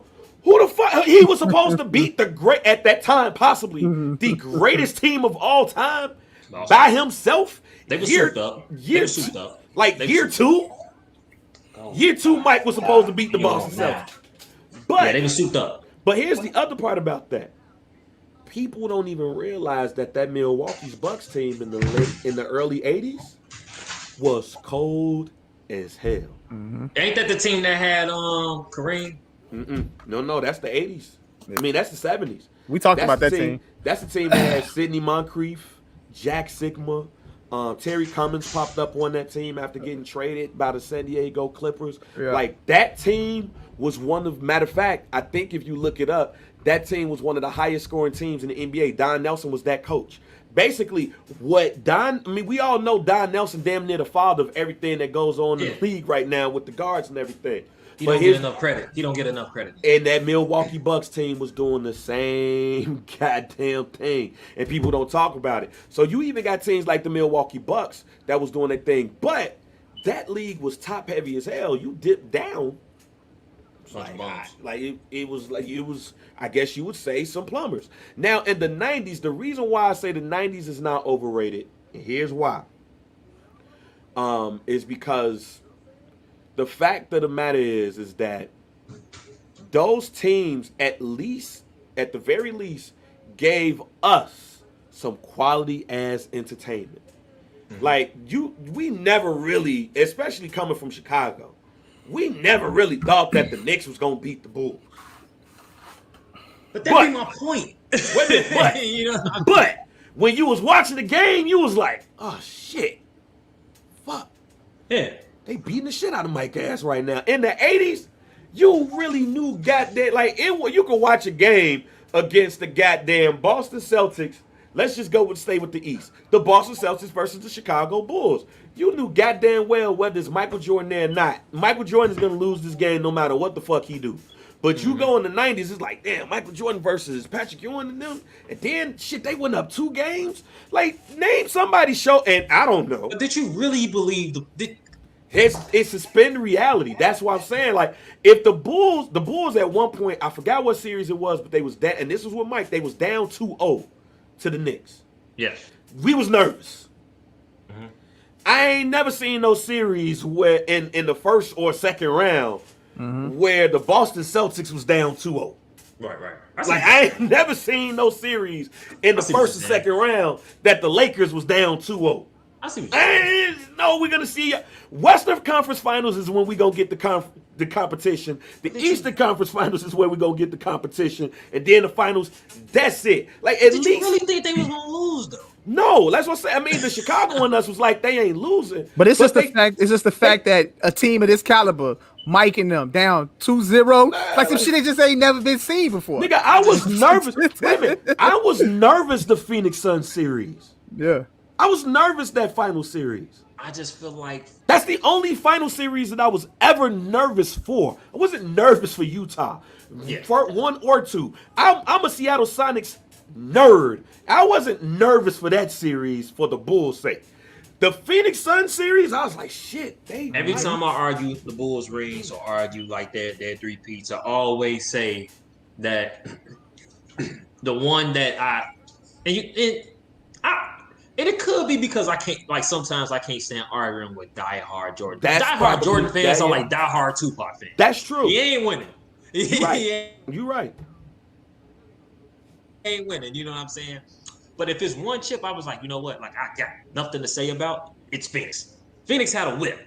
Yeah, that's right. Phoenix had a whip. Went 60-20, I believe. Yeah, you know what I'm saying? Like, they had the best record in the league. Charles Barkley MVP. Bunch of shooters. Probably the best point guard in the league at the time. I named Magic. With Kevin Johnson, you know what I'm saying? Like, they had a whip. Like, they were better than the Bulls. Like that, they were better than the Bulls. That's what I said. That's the only series that I was. So like, I get it. I was like, But again, you still had the battle, and even though basketball is the only sport where I believe that the best team is gonna win out unless some fuck shit happens. That's the only sport. You go to Export Fitness, you get the best players. You get the best players in Maywood, and you go get like me. And 2 other guys, we're not winning the game no matter how much team basketball we play. Yeah, I like, agree. it's like, hey man, we passed the ball right. Maybe even like that's wholehearted. Yeah, that's the if only you got sport. the better team, you it's a good chance you not beating them 4 games. Right, it's right. You know what I'm saying? Yeah, like some fuck you shit. might get one. Yeah, like the shit that happened with the Lakers versus Detroit. When Chauncey, like that shit got to happen, or injury, like how everybody on the Nets got hurt, and they still took Milwaukee to 7. Like Detroit was the better team. They were the better team, but they were the better team, but the talent. I'd say not on paper though. Like, but on paper, the talent. I mean, that team was kind of washed. Nah, you don't think so? Detroit was deep. They had a deep team, and they were hungry, and they played better. They played more as a team. So you have talent that plays like a team, but then you go up against Shaq and Kobe, who fighting and shit. Then you got Karl Malone, who hurt his knee. You got Gary Payton, who's a shell of himself starting at that point. They still should win all out of experience. But shit, when you got the 2 best players looking at each other like, fuck you, fuck you, fuck you, fuck you, and really showing it on the court, you ain't got no chance. I think the ultimate, not on the same topic, but not on, because we still talking about basketball, but I think the ultimate team versus talent argument for me is back when I was in high school was Illinois, 05 Illinois. Yes. Yeah. Against North Carolina. Against North Carolina. That's like I thought for a fact that in my mind, Illinois was by far like the best team in the country. I just think that North Carolina just had like a bunch of guys that were going to the league. Right. You know what I'm saying? Like every last one of them dudes, shit, Marvin Williams averaged like 8 points a game this season with number 1. Illinois, the Illini that year, literally, bro, the more skilled team, the better coach team, just overall, you can arguably They say were like, nice, bro. They was nice as hell. Like, They were nice, bro. I even go back to an OG team that y'all might not know much about, but that UNLV team, Yeah. A lot of people talk about them. The year before beat the shit out of Duke. For Christian Laettner came in, all his white teammates and Grant Hill. They got one, right? UNLV. Yeah, they beat the shit out of them their ass the next year. And they all came back and they didn't repeat and they all went to the league, right? Yeah, UNLV, they could have went undefeated.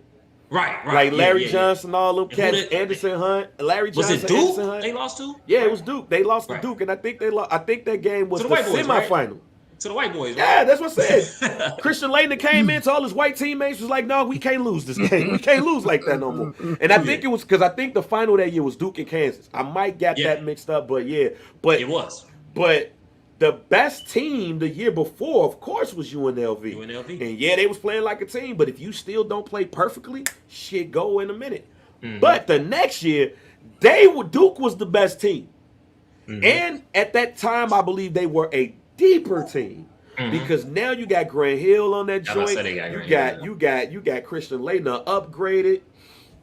You got Bobby Hurley who ain't taking no shit. Now he's looking at Greg Anthony and Anderson Hunt like, fuck you guys. I'm from Jersey. Like, yeah. So basketball is that game where to me that the best team is always gonna win out. So that's why I was always confident that the Bulls will win. However, in the 80s, you didn't even, to me, for a guy who lived in the 80s, you'll probably get, man, come on, man. Like, they had this and that. But there's a reason why the Knicks get talked about. That's the reason why the Atlanta Hawks get talked about. There's a reason why the Cleveland Cavaliers with Brad Doherty and Mark Price get talked about. There's a reason why the Portland Trail Blazers and Run TMC and a lot of them teams in the West get talked about. But if you go to the 80s, other than the teams who won the chip, what team you talking about? People don't know, or they don't really care about the Milwaukee Bucks. They don't really care about they don't care. The Dallas Mavericks was decent in the goddamn 80s, G, with Rolando Blackman and Mark Aguirre and Sam Perkins. Like, they was decent. And then you talk to something, nobody give a fuck. And then you also don't have the league talking about these cats. So, but like the LA Lakers was going to go up against Dallas and they was going to beat them. You knew that, like, you had rare occasions where injury will mess up some shit. Like when the Lakers went against the Houston Rockets and the Houston Rockets went to the NBA Finals. Injuries made that happen. Houston, like Ralph, you mean to tell me Ralph Sampson was going to lead that team up against the LA Lakers, a healthy LA Lakers team, and beat them? No. Like, we don't even talk about them joints. So that's why the 80s is the most overrated. However, that if it wasn't for 80s basketball, we wouldn't even be talking about basketball right now. So that's the other thing. With the whole Magic and with the whole Magic Bird on it, right? Magic Bird, and also the entertainment aspect with, like, I love this game, but NBA is fantastic. Like, David Stern comes in, bring the entertainment aspect to it. Now we got stars at games, Brandon, and all that stuff, which reverts back to Scottie Pippen.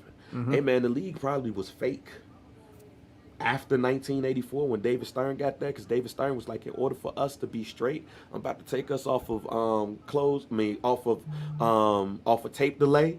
Hey man, we need these stars to be winning, fam. So we need the Boston Celtics versus the LA Lakers all the time. I don't really fuck with this Detroit team, but people like the bad boys. All right, we gonna pick them. We gonna pick them. All right, now it's time for Michael Jordan to win the title. We gonna have Mike win all the time though. Oh, Mike, you gambling now.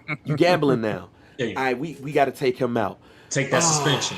You know what? We're going to give it to Houston, though. We don't really want to give it to New York. We're going to give it to Houston.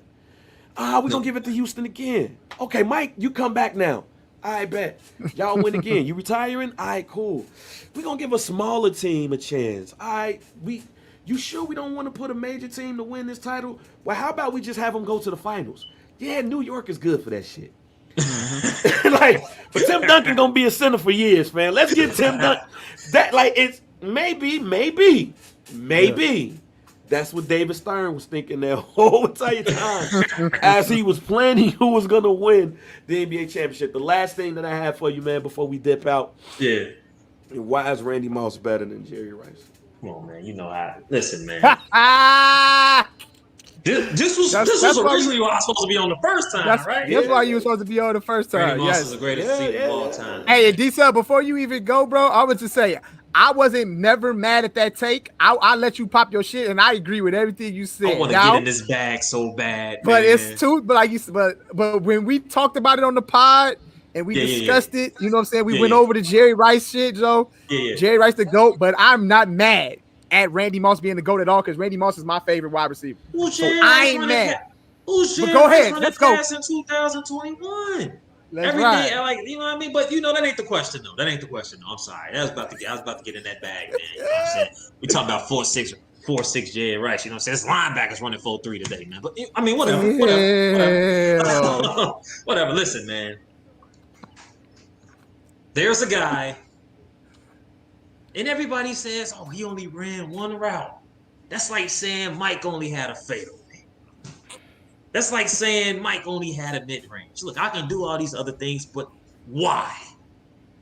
You know what I mean? Like, guys knew what type of time Randy Moss was on and couldn't do anything about it, man. You know what I'm saying? You understand what I'm saying? And not only that, let's talk about team success, right? Now, I know you're about to be like, oh, we talk about team success. I mean, Randy Moss, he ain't got no damn rings, right? You know what I'm saying? No, I'm not going to do that. When Jerry Rice came into the league, the year before Jerry Rice came, first of all, Jerry Rice got drafted into a perfect situation. Can we agree on that? Keep cooking, B. I'm letting you cook, man. Hey, you can check to a perfect situation. You can check the archives for my reasoning. I'm letting you cook. He got drafted to a perfect situation. He got drafted to a team that was already the best offense in the league. San Francisco was ranked, I want to say, number 1 in the league offensively the year before he got drafted. They became 14 when he got there, but that's a different conversation. But he got drafted to a great situation. Not only that, you give Randy Moss, Joe Montana, and then Steve Young consecutively. It's not even a conversation to be had. We saw what he did in 1 year with Tom Brady, bro. In fact, you can make the argument that Tom Brady didn't even level up until he got Randy Moss. Just look at the stats. New England changed their whole offensive identity once Randy Moss got there, and they've run with it ever since. People like to say that's the Josh McDaniels. No, nigga, that's the Randy Moss offense, bro. That's the Randy Moss, Dante Stallworth. You know what I'm saying? All them guys. Them niggas was like that because Randy Moss was on the other side drawing people from them, and Randy Moss was still doing that. What happened to Dante Culpepper when Randy Moss left? Just questions. What happened? What happened? Everybody want to say, oh, well, he went to, when he got drafted, he had Chris Carter. Did you know that the Vikings were in the bottom half of offense the year before Randy Moss got there? As soon as he got there as a rookie, what were they? Number 1. That's not because of Chris Carter. Damn. It's not because of Chris Carter. It's because of dude. It's because of the greatest receiver to ever live. All right. Randy Bartholomew Moss. That is the greatest receiver to ever lace up a pair of cleats, man. To me, it's not close. I'm taking Megatron over J.R.S. Give Megatron Steve Young and Joe Montana, and let's see what time it is. Let's see what time it is. That's why we I'm just saying, if you take he's the most fortunate wide receiver in the history of football, bro. Then he went to Oakland, right? I mean, you see the Oakland numbers? Did you see the Oakland numbers? Am I lying? No. Then he go to Oakland and he had another Hall of Fame receiver on the other side. Who? Rich Gannon? No. That was his quarterback. No. I said wide receiver. Oh, Tim Brown was. Oh, no way. Let me shut up. Was he a Hall of Fame? Oh, okay. Tim. Did Rich Gannon not win MVP? Rich Gannon won MVP that year, right? And guess what? I won because of who? And guess what? Because of who? And guess what? It was the same goddamn offense he played with in San Francisco. He ran the same goddamn offense he had But in San everybody, Francisco. He didn't learn anything new. but everybody was running the West Coast offense. He didn't learn For context. Okay. For context. All right. You're right. Your son called you, fam. Your son called you. I give you. Hey, son cooking. Hey, you know what that reminds me of? White man can't jump. Hey, your woman calling you, man. Your woman calling you, man. Hey, man, look. We could go on and on about this, but we gotta go. I respect Rice, though. I respect. Look, I as I said on the pod, I do believe that Randy Moss is the most talented wide receiver of all time. But hard work beats talent when talent don't work hard. Whatever. And whatever. Hey, my man was basically successful until he was 41. I'm not mad at that. But Randy Moss is the most talented. I'm not mad at that. But just because you're the most talented. Can I ask you a question? What's up? Who, in your mind, and Mike, you can chime in on this too. Give me your top 3 wide receivers of all time. Oh, my top 3 wide receivers is Jerry Rice, Randy Moss, Terrell Owens. Terrell Owens, right? And I have to put, matter of fact, because I don't want to get shot, I have to put Marvin Harrison at 4. Because you don't want to get shot. The Marvin Harrison story is crazy. A lot of people don't know about it. I don't want to get shot. Do you? Does San Francisco have the same success with those guys if you replace them with Jerry Rice? With the same offense, the same coach, the same. Yes, because here's the thing, like they really phased Jerry. I think they did the wrong thing when they did it, but I know it was a lot of salary cap shit and everything that was going on with San Francisco. And then like their owners got in trouble for like the salary cap and all that stuff. They phased Jerry Rice ass out for Terrell Owens. You know, and I think it was against the Bears that Jerry Rice's last home game at Candlestick Park is the game that Terrell Owens had caught the most passes in NFL history before Brandon Marshall broke the record. But yeah, I truly believe, yes. I think if you interchange those wide receivers, they have the same success. Okay. All right. I'm cool with that. And I believe if you put Jerry Rice on Minnesota, I believe if you put Terrell Owens on Minnesota, if you put Jerry Rice anywhere on any of those teams, it's the same thing. I believe that Terrell Owens is more talented, God-given talent. Like it's that conversation that they had about KD, and Steve Kerr was like, God-given talent. KD got like KD over Michael Jordan. Like KD is 7 foot, dribble the basketball like a point guard. Mm-hmm. He's gotten better defensively. Like God-given shit. Yeah, like Mike 6'6". Yeah, exactly. 100%. Like Mike 6'6". He had to learn. Like when you look at the night that Mike got drafted, it wasn't sunshine and rainbows. Them niggas was like, he got to learn how to shoot, because they really said that a 6'6" guard, or just guards in general, are not dominating the big man league of the NBA. Mm-hmm. And then Mike was like, "Oh, fuck y'all," and we saw what happened. Right. But as far as, that's a lot of hard work with the talent. Like KD ain't got to work hard to get 20. He ain't got to work hard to get 30. And honestly, in some cases, he ain't got to work hard to get 40 neither. Now 50, I got to work hard, but he is effortless in what he does. Mm-hmm. With that being said, that don't make him the best player. That don't make him better, right? Like talent, God-given, all that, but the best player that's the same thing with Jerry Rice, Terrell Owens, Randy Moss. Everything with KD is the same thing. Matter of fact, if I were to say that this wide receiver is the KD version of that's Randy Moss is the KD of the NFL. I'm mad at that. But he ain't the best, fam. I mean, that's your opinion. Respect. But check the archives. Because I gave a thorough breakdown of why. That I won't get into because we ain't got. I'm gonna send you the link to the archive. Yeah, send the link because I might see that I might see that getting popping in the group. Like You might. I popped in the group to ask you. but how Stephen A. the disrespect of God. All right, man. Before we close out, man, I want you to tell us about the non-for-profit and the podcast network you got. Word, man. I appreciate that. Yeah, non-profit, Stay Relentless Life of Hip Hop Initiative, man. It's beautiful, man. We turned one today. We turned 1 year old today, man. Just working, man. Congratulations. Thank you. Our mission is, to empower the youth in all the arts, man. In arts, music, hip hop, and we use life skills and entrepreneurialism to get there. So yeah, just working hard with that, man. Got some beautiful partnerships out in Bloomington that I'm working with. Shout outs to BCAI out there doing their thing with the kids. Shout outs to Rogers Auto who came on as a sponsor. I got a couple other partners as well.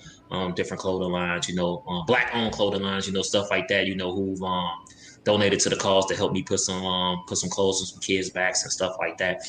So now with COVID coming up, COVID kind of like, shifting. You know what I'm saying? I get the chance, we finally get the chance to finally get in front of some kids and, do some sessions and stuff like that. So now I'm just looking for stuff like that. Other than that, man, I got my podcast network, The League of Extraordinary Chicagoans. Mm-hmm. We almost a year as well. Come July 31st, will be a year. And yeah, man, it's basically created out of the same vein, man. Just giving content creators in the city, man, just a chance to just get their sick off. Right. A lot of, and man, me coming from the music game as well, a lot of artists, just like podcasters, kind of like the same shit, A lot of podcasters, they don't, they don't want to press no buttons and shit. They don't know how to edit videos and shit like that and none of that crazy stuff or whatever. So I figured what if you create a platform for these content creators to just come in and they could just sit down and just get their sick off. You know what I'm saying? Get they sick off. And not only do you have a service, you can create a network for it too. And you just have, you just allow people to just kind of just vice, do they vent, get their vice off and stuff like that. So, I've been grinding with that for about a year or two, man. We doing some good things. We're on Twitch. We moving over to YouTube as well. I made some big time investments with that as far as like cameras or lighting and stuff like that in the process of getting us another studio too. So, man, just shout out to COVID, man. You know what I'm saying? Like COVID for a lot of people, man, COVID was like it seemed like a death sentence to a lot of people. Yeah. For me, I kind of just took it as, an opportunity to kind of just do what I want to do in life. And I just stuck with it, and I was just like, this is just going to be it. This is all I'm going to do. And, just going to grind, man, and just hopefully that it grow, man. So I appreciate y'all asking that question, man. That's a shout out, man. I appreciate you giving me the platform to be able to get that off. Absolutely. Though, man, where can they find it at? Where can they find you at? Oh, yeah. So definitely you can find the League of Extraordinary Chicagoans Podcast Network. You can catch us on Twitch, twitch.tv/the LEC Pod Network. You can also find us on YouTube, the League of Extraordinary Chicagoans, just like it's spelled. You can find us on Facebook, LEC Pod. Straight like that. That's our fan page and stuff, and we starting to get more active like on the YouTube and stuff like that. Cause since I got a new computer, cause when y'all invited me the first time, my computer was kind of janky, you know what I'm saying? So now I'm in the lab editing, going back, back, getting on the back catalog and, getting our, getting our YouTube back popping and everything like that, man. So try to drop content like every day on there. Working on that, man. I got a lot of other projects that I'm working on too. I'm basically like I'm executive producing like a lot of projects right now. So I'm kind of getting into that bag too. I kind of fell in that bag thanks to the podcast network. It's kind of opened me up to doing different things too. So I'm working with like Absolute Athletics, which is a flag football league, probably the biggest flag football league in the country. Okay. I'm working on a 4-show project with them. We're actually coming up on our 3rd show, July 11th. So I'm doing something with them.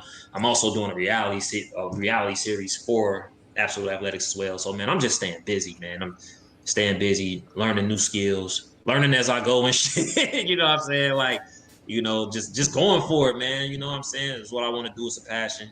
Just learning, just going for it, man. Absolutely. All right. Well, look, man, I definitely thank you for coming in and onto the show. Really giving context to those hot takes. To them hot takes. Hey, man, I'm hot take king, man. Hot take king. I said, I know we gotta go, man. But probably 2 hours ago, 3 hours ago, all I said is something very simple. It wasn't meant to say anything. All I said was Percy Harvin was like that. He was. Also, Peter Ward didn't exist, huh? Yeah, hold on, Chief. I'm just saying Percy Harvin. I'm just saying Percy Harvin was like that. Hey, but that's the beauty. That's the beauty of hot takes, man. You know what I'm saying? But That's also, the beauty of it. But also with that, man, people like all my homies from Florida.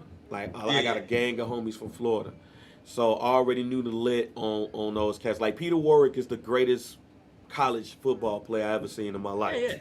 But if somebody would have told me, nah, it's Percy Harvin, I'd be like Drewski. Hey, right. That's all I said. I'm like, yo, if somebody was like, yo, Percy Harvin is the greatest college football player of all time. I'm listening. Yeah, okay, go ahead. Talk your shit. Right. You know what I'm saying? I'm listening.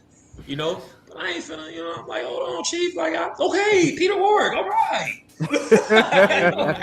Hey, D-Son, before we get you out of here, I'm gonna double down on your hot take. I know you was cooking on one of them statuses, and I think a part of the status you said that Mike Trout sending Greg Maddux shit Sending this shit out of to the here, stands. and Bang jumped in and said, "No, I'm with you." Wait, Mike Trout, Greg Maddux got on me. Greg, no. You Mike cooking. Trout that's out for 60 games right now. Stop right there. Hey, I'm with you. Mike Trout sending Greg Maddux shit out of here. Hey, Bang was with me though. Bang was with me. Like he He liked said, the status Bang shit. said, I gotta stop right there. No. He said, No, Greg Mike, Maddux. He Greg. said, No. Hear me out, Mike. Since you jumping down on me. Nah. I just was like, you was with him and did when you jumped in. He said, Greg Maddux. Greg Maddux. They killed me, bro. No. They killed me on Hear me out. that status, bro. This is not killed look. me. Greg They Maddux. killed me. Wait a minute. Greg Maddux is one of those players. Just like Mike Trout can go in any generation. Greg Maddux. Greg Maddux can't pitch right now. Yes, he can. Ooh. His control. What is you talking about? Placement wise. Wait a minute. Greg Maddux That's is CD son. This is what he jumped wait. off. Wait. No, look. Okay, a hitter like Mike Trout is sending Greg Maddux shit. Now, Greg Maddux can pitch now. Shit. Greg Maddux can pitch now, but Greg Maddux ain't.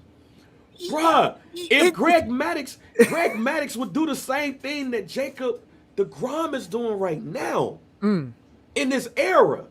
I'm not saying that, and here's the thing. Is Cal Hendricks? I'm not saying. Is Cal Hendricks what Greg Maddux would be right now? No. Look, I'm not saying, and I want this to be clear.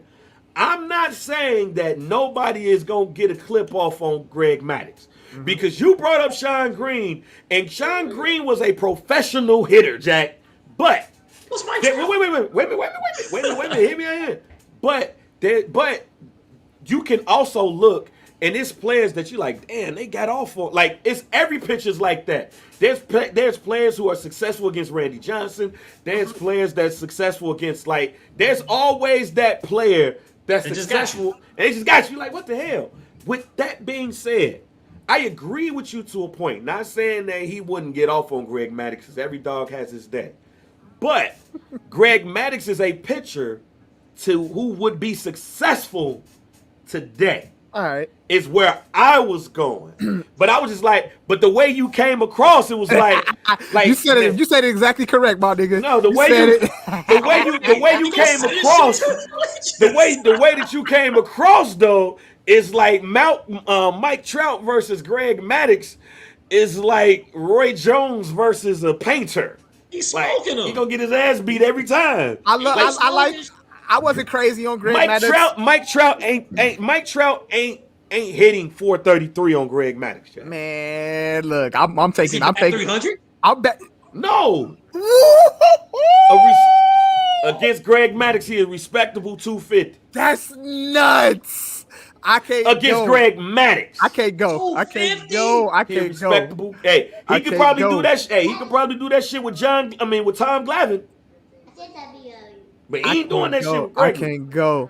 I look. Greg Maddux was good. Good placement pitcher. Always hitting the outside corner. Good off speed shit. 95. Mike Trout. 95 Greg Maddux G. That shit going to the bleed. It's probably that shit going into that shit. Yeah, Mike Trout that nigga shit to heaven. 95 Greg Maddux G. Hey man, look. That second run with the Cubs. I'm with you, D-Son. That second run with the Cubs, yeah. I want finish it to the moon. I wasn't saying he finna smack his shit religiously, but now I'm saying he gonna smack his shit religiously. Fuck both of y'all. They said Mike Trout hit 250 on Greg Madison. Yep. That's nuts. He'll have the occasion. He have the occasional 3 for 4 game. All right. The every once in the blue moon. I 3 for had 4 to game. get in and defend you on that one, D son. I was rocking with you there. Mike, John, they he killed killing me on that status. He killing John Smoke shit. Ooh, they killed me on that status. Like, boy, he's you out your damn mind. He's Greg killing the I'm power. like, so nobody never got Greg Madden. So He's killing. nobody never got Greg Madden. He's killing because Mike Trout is good against power pitchers. He's good against power pitchers. Professional hitters, like that's who gets him. Yeah.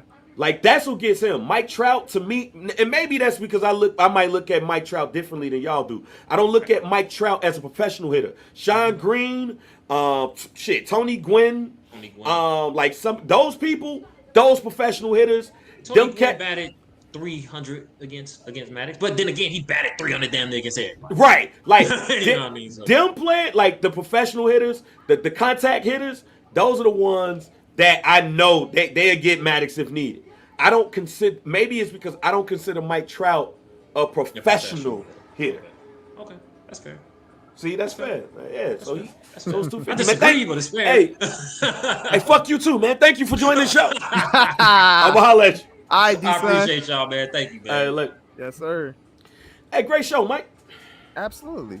Great show. A lot of energy. Scottie Pippen out here. Scottie Pippen listen to this podcast. He's probably gonna.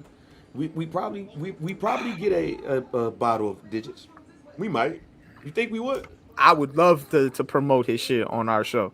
I mean, No problem. You got to give us the cat. You got to give us a bag. But yeah, I'll definitely I'll take some of that bourbon. I'll take some, or like just give us like his suite, a couple of games. Like he could give us his bull suite for the booty games. Like I'll go to a sweet game versus the Charlotte Hornets. Hell yeah. Nah, you can't really do the Charlotte Hornets now because Lonzo Ball. I think, yeah. Charlotte. Like I'll go to a Minnesota Timberwolves game. Facts. No facts. I'll go to a Orlando Magic game. Absolutely. Oh man, coaching news: Chauncey Billups is good. Today or tomorrow is going to be announced as the new head coach of the LA Clippers. Not without controversy. I would assume they would wait until the series is over with the Phoenix Suns. They would do that. Look, hey man, that was a clear sign to me that game was supposed to be over last night. Everybody thought that one was over. Everybody thought that one was done. When I saw that, I thought I was on my Scottie Pippen shit. Like, hey man, is this rigged? Penny Hardaway interviewed for the Magic job, the Orlando. And has now become a front runner. A serious when they say serious candidate, that means like they might get the motherfucking job. Yeah. So what you think about Penny going to coach the Magic? I didn't know. I mean, I kind of look at that as like Penny was just using college as a stepping stone to get to the NBA. I assumed he wanted to coach college for a while. I thought he was gonna be in Memphis for a while. I didn't think that, and I also wouldn't have expected for him to get an interview based off 1 year of coaching experience at Memphis. Especially with the shit that happened with James Wiseman. And that's 2 years. He's been there for 2 years. Well, who else? You got Jason Kidd announced officially as a Dallas Mavericks coach. I mean, with Jason Kidd, we love Jason Kidd as a player, but I mean, has Jason Kidd really proven himself as an NBA head coach? If you look at his record, he doesn't have a winning record as an NBA coach. He ain't better than Rick Carlisle. Well, Rick Carlisle was like, fuck it, I quit, and I'm going to the Pacers. And we saw what happened with Milwaukee, so, I mean, I think Jason Kidd still has something to prove. I know he's loved in the locker room, though. I'm going to say this. Players love him in the locker room. If I were to look at those, the 4 announcements that we've made, because the Pelicans have not announced the coach yet, the Wizards haven't announced the coach yet. If I were to look at the 4 that have been hired so far, Jason Kidd is the coach that I expect to fail. I hate to be that person that says that, but I trust Chauncey Billups at this point more than I trust Jason Kidd. And here's why. Like, who did he learn from? Frank Vogel or LeBron James? He was assistant coach under Frank Vogel. Like, if somebody would have told me like Jason Kidd was really the coach of the Lakers, that's one thing. But like normally when you get an assistant head coach after you lose a job twice, like you go to like Rick Carlisle or you go to a great coach. Like Ty Lue went to Doc and then took over for Doc. Like you was coaching under Frank Vogel, and yeah, y'all won a intramural championship, but it's Frank Vogel. And to me, Frank Vogel ain't one of the best coaches in the NBA, and that's it is what it is at that point. So I think Luca might have somebody that's not going. I don't. They still trying to figure out what we doing, and I think they're trying to figure out what they're doing in Dallas. And obviously Luca has this and it's more reports coming out about Luca and Kristaps Porzingis and their relationship. Damn. And does Luca really like trust Porzingis? Does he doesn't really feel like this is a guy that can be the wing guy? Be the second, a legit number 2 player. Who coming to Dallas? Like we asked BC about Atlanta and why Atlanta is not a free agent destination. Dallas is in the same situation. Top 5 market. It's cheap down there. Texas ain't got no state tax, and there's a lot of thick ass women out there. Yeah. You mean to tell me like ain't no player, like there's nobody that's like, hey, I don't go to Dallas. Like I don't know who's going to Dallas. But yeah, man, that's the whole like what did you really learn under Frank Vogel? Frank and would Frank Vogel be a successful NBA coach without LeBron James? Like he got fired from the Pacers. He did decent with the Pacers. But he got fired from the Pacers. He got fired from Orlando. He luck ups and get the LA job because they try to lowball Ty Lue, apparently. So they go and get him. They didn't make you the head coach instead of Frank Vogel. No black player look out for you on the Lakers and like, nah, if you want me, you gotta get Jason Kidd. You gotta get the black guy. Like that didn't happen. So like unless LeBron James is like an amazing head coach in the making and teach everything, I don't see what Jason Kidd brings to Luka and company, especially if they get rid of Porzingis and especially if they don't bring in a top tier player back. Yeah. So I agree. So we'll see. It's up in the air with Jason Kidd. But we still got the Wizards, who are looking for a head coach, and then we got the New Orleans Pelicans, who's looking for a head coach. So my last question to you is, it was a lot of noise about Becky Hammon possibly getting a shot. I thought Orlando was a perfect landing spot for her with less pressure and all of that, being in a smaller market, less pressure. They got two lottery picks. They took the Bulls lottery pick, and then they got their own. So I think they got the 5th and the 8th pick. This is a pretty decent draft for the top 5. Everything got to that. You know what I'm saying? It's a little wait and see approach to what's going to happen. At the same time, however, I thought that was a perfect landing spot for her, and it's not gonna happen. The New Orleans Pelicans were said to like Teresa Weatherspoon, WNBA great, and she's an assistant coach for the team. It was said that she was going to be strongly considered for the position, but other names have popped out for that. My question to you is with the 2 openings that's currently in play right now. And the Bucks, just if they were to wet the bed and lose this series, I don't think Budenholzer going to be there. He has to go to the finals. Yep. But with the two teams that we talked about, the Wizards and the Pelicans, do you see a woman coaching one of those 2 teams? Nope. I think I agree with you. I think Orlando would have been the perfect landing spot. I think that light is dwindling now on either or of those spots getting taken by a woman. I just, like you said, less pressure, the least amount of pressure. You're pretty much going to one of the worst teams in the NBA. You really have nowhere to go but up here, but I think before you even keep going, Jacques Vaughn was supposedly like a front runner for the Pelicans job, and he said, nah, I'm good. Damn, nobody want to go to New Orleans, son. Yeah. Didn't a report come out that New Orleans possibly was looking to like relocate too? Well, that's a rumor that's going out there that they probably, were probably, the team that would be up for relocation.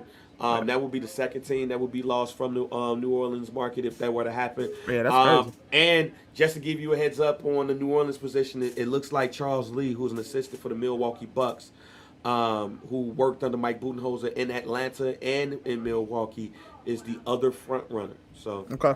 Yeah, I think us seeing a woman head coach in the NBA, I don't think we're gonna see it this year. I don't think we're gonna see it now, but we'll see. Still a lot of coaching vacancies that could possibly be available. So Damn, and I know for the Washington Wizards for the Washington Wizards candidate, one person that I'm keeping an eye out on has a connection with the Washington market. Wes Unseld Jr., who's currently an assistant for the Denver Nuggets. His dad is, of course, Wes Unseld Sr., who Okay.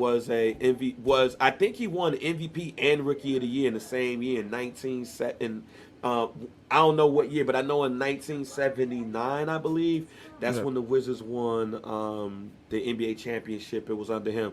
You also got Sam Cassell. They're talking about Becky Hammond and a couple of other people. Even Robert Pack name got thrown into the mix. So, Yeah. like, wow. And then the thing is I think this is important for Zion. Zion ain't going nowhere, ladies and gentlemen. He's under his rookie deal, so he's not Yeah. going anywhere. You're not trading a player underneath that rookie deal. With that being said, New York is calling if they don't get a right person and get the winning. So we'll see what happens with that. Hey man, any hot takes before we dip? Hey man, leave Soldier Boy and Bow Wow alone. They deserve their flowers. I've seen a few people on the internet getting upset because people were celebrating these two young men who influenced the hip hop culture.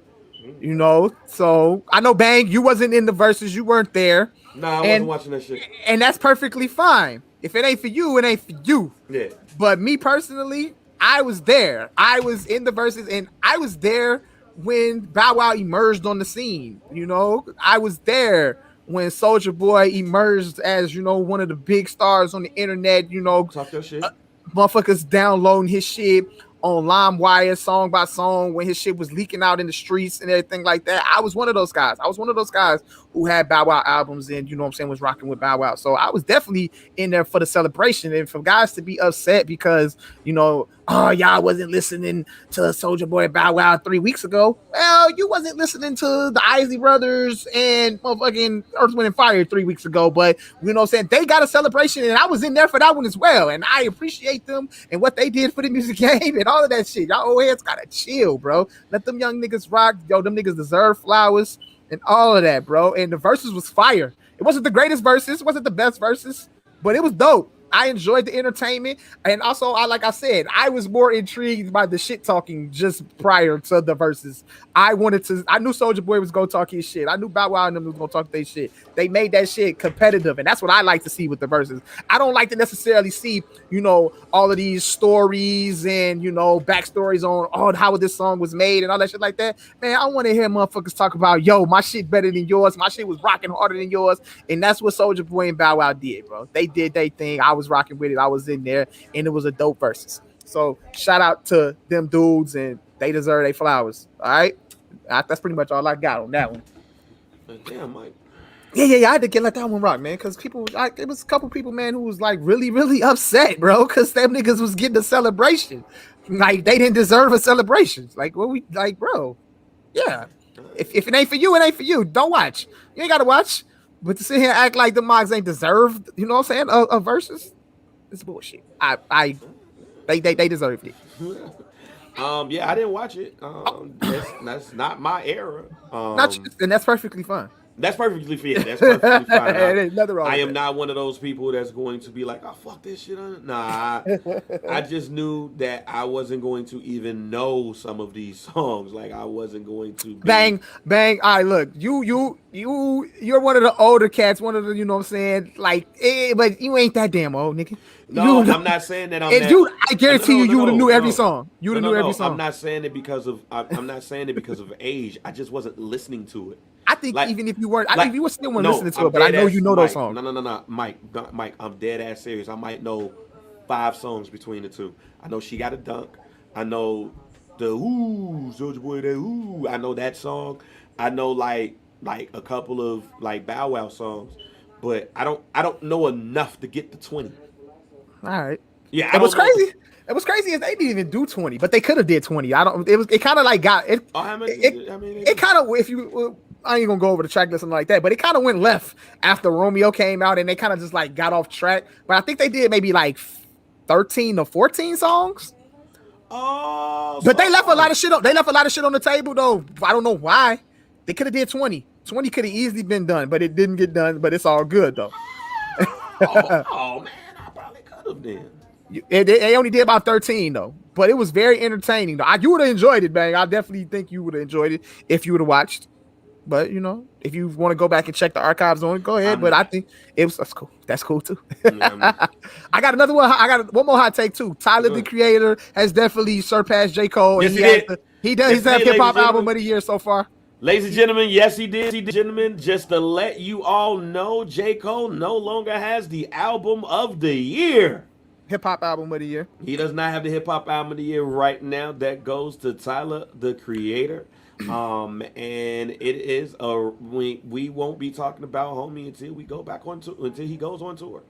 Yeah. And that's going to be soon. With that being said, however, Tyler the Creator took that, and it is a wrap on that. But call me if you get lost. Tyler the Creator just dropped the album, and Tyler the Creator might be the first rapper to have an album hosted by DJ Drama. That's a Gangsta Grill. I'm not sure which rapper.